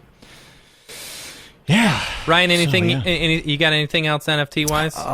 Man, I'm not in this space, but I'm curiously interested. I think I'll be totally honest. When it first started, a lot of it rubbed me the wrong way. Mm-hmm. In this, obviously, there was all the environmental concerns, which I'm sure have been talked to death and disproven in certain ways. And there's people and who are getting just better. The pieces that are And there's people who are going to stand by that for eternity because it's just their stance. Because reasons. I find it interesting that there are some whole industries that if you even mention NFT, you're out. Like the TV animation industry. If you even start talking about NFTs, they're just get out of here. It's just blacklist. People just don't want anything to do with it for whatever reason. I don't know where what the specific reason is that causes it. I mean, for me, the things that have been really exciting because I'm not in it and tracking it. I feel a lot like if you weren't there at the beginning and are in it, it's like if you were born in the 50s and you went away and worked in a factory and you just came up for air when you're ready to retire and you thought the world was going to look exactly the same as you expected, and all of a sudden there's rap music. You're but it's been going for 30 years and there's all the shared history and knowledge and the clapbacks and all the and you just don't know any of that. I think it's so intense that you need to be on top of everything to understand like what's happening. Like the language is still being formed, the systems, the platforms, like what an NFT actually even is, what it can do. I think that like there's just people who are just like, I can't hold on anymore, man. Like I can't keep up with it. And I feel like I'm coming from the opposite. Like I was so kind of turned a little bit about it that now I feel like I'm trying to find the places to like find access to. Like where do I go like the show, like to just be like, where's my place in it? Like where do I fit in? I think there's more and more creatives that are like, okay, I'm interested. I'm not in, like, I will never be at the place where I'm interested in as speculation, right? Like, I appreciate the fact that that is a good portion of the engine that is driving it, and that's what turns off a lot of people. I think if you're going to call anything art, it's going to have an element of speculation, right? Like, to think otherwise is, again, like showing your just like immaturity. Like, you could want it not to ever be, but with this, like, ability to have these platforms and the money that's being thrown on, that's always going to be there, right? There's always going to be shilling. There's always going to be like duplicitous behavior. There's always going to be people taking advantage of people, and you decide your threshold for that, right? But like if you're mad that that's what it is, like that, okay, cool. So just stay away from it forever, because you're also not going to like the brick and mortar art world, right? Like it's just not for you, right? Like that's fine. What I am super, super stoked, and I think it's common sense and it's obvious, but the fact that people actually own something, and I think this is why it's so powerful in the motion design industry, is that we've defined ourselves as not being able to own anything, right? Like you almost define motion industry that you're making work for someone else for your career. Yeah. Right. And we've celebrated people who have done that so well that we've just like normalized it, and people are either pushing against or embracing this so strongly because this is the first real time anyone in the motion industry, other than making like texture packs or some tutorials, can own their actual art and see, like you can go out into the world and see what the perceived value of it is. And I think it's why it pisses people off, because there's people who their art, if it was by our standards as motion designers making stuff for other people, this stuff should sell like huge, like fucking crazy, giant numbers. And the one-to-one does not connect for a lot of people. You know, like the people I've talked to that are like not opposed to it because of the environment, but they're opposed to it because like this doesn't make sense why this sold as much as did and why this has never been touched before, right? Like people don't want to accept the fact that their station or their cred or their art making capabilities could be dismissed for whatever reason, right? Like, I don't know. I don't like the amount of like, I didn't like the shilling that was going on. Like I was trying to get in a clubhouse and Dave Coe was really like, man, you should check this out. This could be cool. And I liked like, especially like Hen, like he was trying to get me into that early on. And I liked the idea that there's just a space for artists to make stuff and share it and trade it and like help promote each other for nothing other than just awareness, right? Like there was no implication that would ever be something of, and it feels like Hen is even starting to have that sea change as well, where like people are making not Beeple money, but people are making like money, like it's legit. And I think that in my mind, it feels a lot like I reference this so much because I came of age in Chicago when like the grunge scene was starting. So all these bands like went in all these different permutations, right? There's bands who just made the music they're going to make and said, screw everything. There's other ones who went and grabbed for the gold ring and made it and are career artists. There's other people who imploded right when they tried to do that. And I feel like there's a lot of that, right? Like there's just like, it's such a like volatile, unsteady, interesting place to like make art. So bottom line, I like just finding new people. Like you just mentioned, like artists I've never heard of in Nigeria. That would never happen in motion design. Right. Absolutely. Any day in the history of motion design, I would never see that person come across my radar, even when I was trying. But because of this, you know, you are. So that part I'm excited about. That is one thing that I have really enjoyed about this. I mean, we're 30 episodes in, and I feel like I barely know anything about this NFT space besides. I feel like I'm still so left behind, but I do see, you know, recurring artists coming up over and over and over again on these different platforms, and I start to recognize their work, and I'm like, oh, okay, I know who that is, I know who that is, I know who that is, you know. And that's one thing that I've really enjoyed about the NFT space, is being able to see all these new artists. You know. But I mean, it's, as I've told Dave from the very beginning, you know, and I've said this on the show multiple times, it needs to become, eventually it's going to become a part of everyday life. You know, as an artist, where it's like, okay, I've got my little shop here, you know, here's where you can buy my NFTs if you want, you know. I'm also doing client work, but on the side, here's a few NFTs if you want to buy them, You know, Right. Yeah. where it's not so much all about the shilling every single day and trying to get out there. Yeah. You can, You could show if you want to, but it's a different kind of rat race. I mean, Right. I think even as a bigger picture, just the technology in place. Once like governments get like with their arms around whatever they're going to try to get their arms around, and whatever's like not choked to death out of existence. Yeah. You know, I've said this, but there used to be a time where people would literally go to a grocery store and write a check to get cash. Like, oh, could I write this check for 20 over? Right? Like that sounds insane. You spent $75 and you wanted cash back. You'd have to literally pull out a checkbook, write out a check, and they would like decide whether or not you were good for it on the spot, and then you'd get 20 extra bucks. That's like, funny. I forgot you could do that. Right. But, and then ATMs were like people used to actually balance their checkbooks, right? Like you were taught in school how to balance your checkbook, like charter style, like you're actually entering into like. And now, like when ATMs were coming out, like that was groundbreaking. This is insane. There was a certain part of whatever current generation would never do it, right? They're like, I will never trust a bank to have my money be like just data, and like money's data anyway. But like, I feel like this is a radically larger thing. But in 5 years, 10 years, this is going to be as day to day as using an ATM card number to buy something online. Yeah. Right. There was a time where people were like, that's insane. I can do what? I remember in our the first lifetime. time I went to Taco Bell and I could pay with a credit card. Yeah. I was like, this changes my whole life. Yeah. And I think this is in the same way. Will just the use of NFTs and the idea that you have, you know, this technology that you can trace back to like ownership, like that stuff is going to become so commonplace that it's like there was a time where people like everybody didn't have a website or like everybody didn't have a cell phone. This will be part of it. Yeah. You have a website? Nerd. Yeah. Geocities.com. Yeah. EJ says NFTs are basically in the internet 1.0 phase. Yeah. Yeah. You know. And by the way, he's been pretty successful in NFTs. His kind of came out between episodes, but he had just a pretty successful drop this week, right? Yeah. Yeah. Sold out, I think. Yeah. What was it on? Quick. I don't remember. It was I don't remember. Nifty. I think it was Maybe he'll write it in. It wasn't. Here. It wasn't Nifty Gateway. It was something else. Nifty something. EJ. Nifty something. Yeah. I'm sure he'll write it once the delay happens here. EJ. Anyway, in the meantime, it is in its infancy. NFT Royale. NFT Royale. Yeah, there you go. Okay. So, in the meantime, if anyone has any NFTs that they're dropping, Nifty Royale, there you go. Any NFTs that they're dropping over the next week, feel free to email us info@mograph.com and we will shill them on the show. Other than that, we probably need and to Windbush dropped last week too. Cool. Yeah. All right. Well, there you go. The drops. That's a whole new one that I'm going to have to add to my list. There we go. Send us your drops. If send you us are a your listener of the show, send us your drops every time. We don't care. Just shill it. Yeah. Just bombard us with it, and we'll put it out there. You know what they call NFT on Nifty Royale? I know where you're going with this. Oh no, you did it.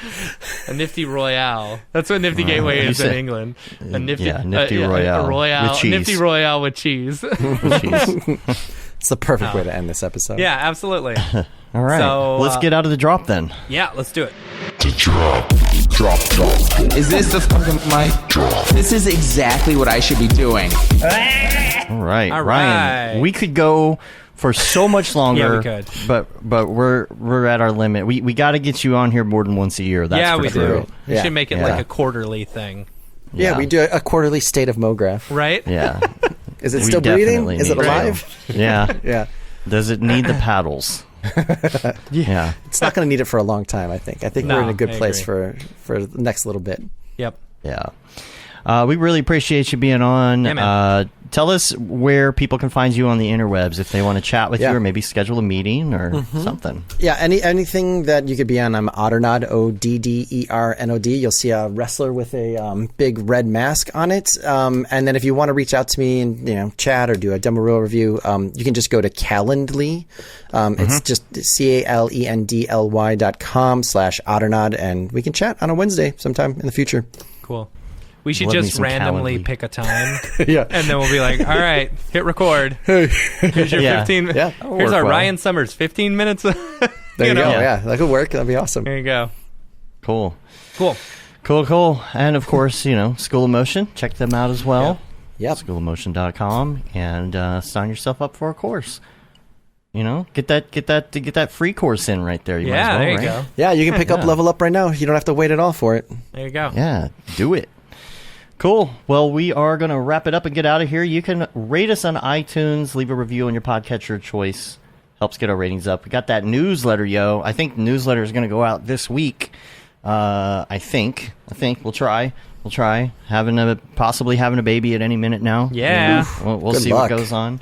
Officially inducing on the 11th, but it may happen before that. You never know. So just keep an eye on the schedule.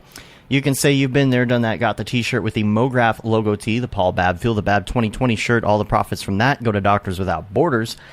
The Render Things T-shirt, hoodie, and long sleeve tee. The That Render is Fire shirt, which you are only allowed to wear ironically, unless you're shams. Yeah. And the Mograph Blandishment shirt, throwback, not throwback, but kind of classic-looking shirt, which it's all available. All of these are available on Mograph.com. We're on Facebook, Twitter, Instagram, YouTube, TikTok. Check out the TikToks. Yep. Gonna keep experimenting with some fun motion graphics related niner. So, did I hear a niner in there? You're gonna call it in on your walkie-talkie. Awesome. But that about wraps it up.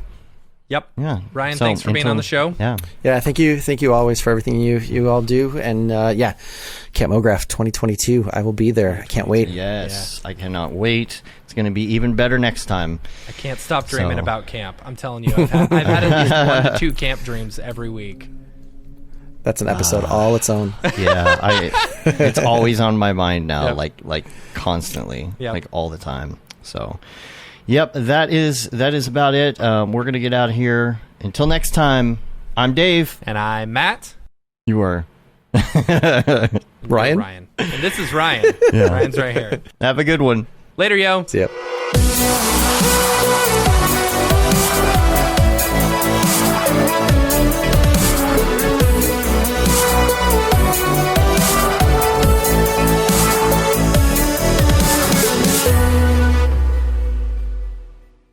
Pretty good, I guess. Mograph.com, an online resource for motion graphic artists. Start your week with the Mograph podcast. Industry news, interviews with your favorite artists, and terrible humor. Watch live shows and interviews from Mograph events like NAB, SIGGRAPH, Half-Res, and local meetups. Our Mograph Talks feature live demos and motivation from artists all around the world. Sometimes you gotta make stuff that you're not gonna put on your reel, and I'm not here to judge. What if Rick and Morty show up for the countdown at midnight? That's where I peaked in life, in my career. We gotta stop this thing, Rick! It's gonna kill us all! Hear from the people that create your software, design your render engines, and artists that are changing the face of modern motion graphics. You get that render done. Yeah, you better frame what? Mograph tutorials and online classes will teach you about Cinema 4D, After Effects, as well as other popular software and render engines. Throw in the HDR Studio, take the render settings, pick the HDR, put a reflection, and gorgeous. Branch into new software. Learn time-saving tips, techniques, workflows, and lessons that'll keep you up to date in the world of motion design. Oh, brother, those are some of my favorite elves. I love projects that scare me. When our art director comes to us and asks for something that I had never done before, man, it gets me pumped. Join the conversation in our live sessions. Check out our plugins, or join the hundreds of daily active users in our Slack channel for technical help, advice, contests, or just to joke around. Real nice banana. Ah, that's so funny. All right. I'm going to live forever. Subscribe today and get the latest updates on our YouTube and other social media channels. Take all your dreams and just do it! We don't care how you get here, folks. Just get here. Subscribe to Mograph.com.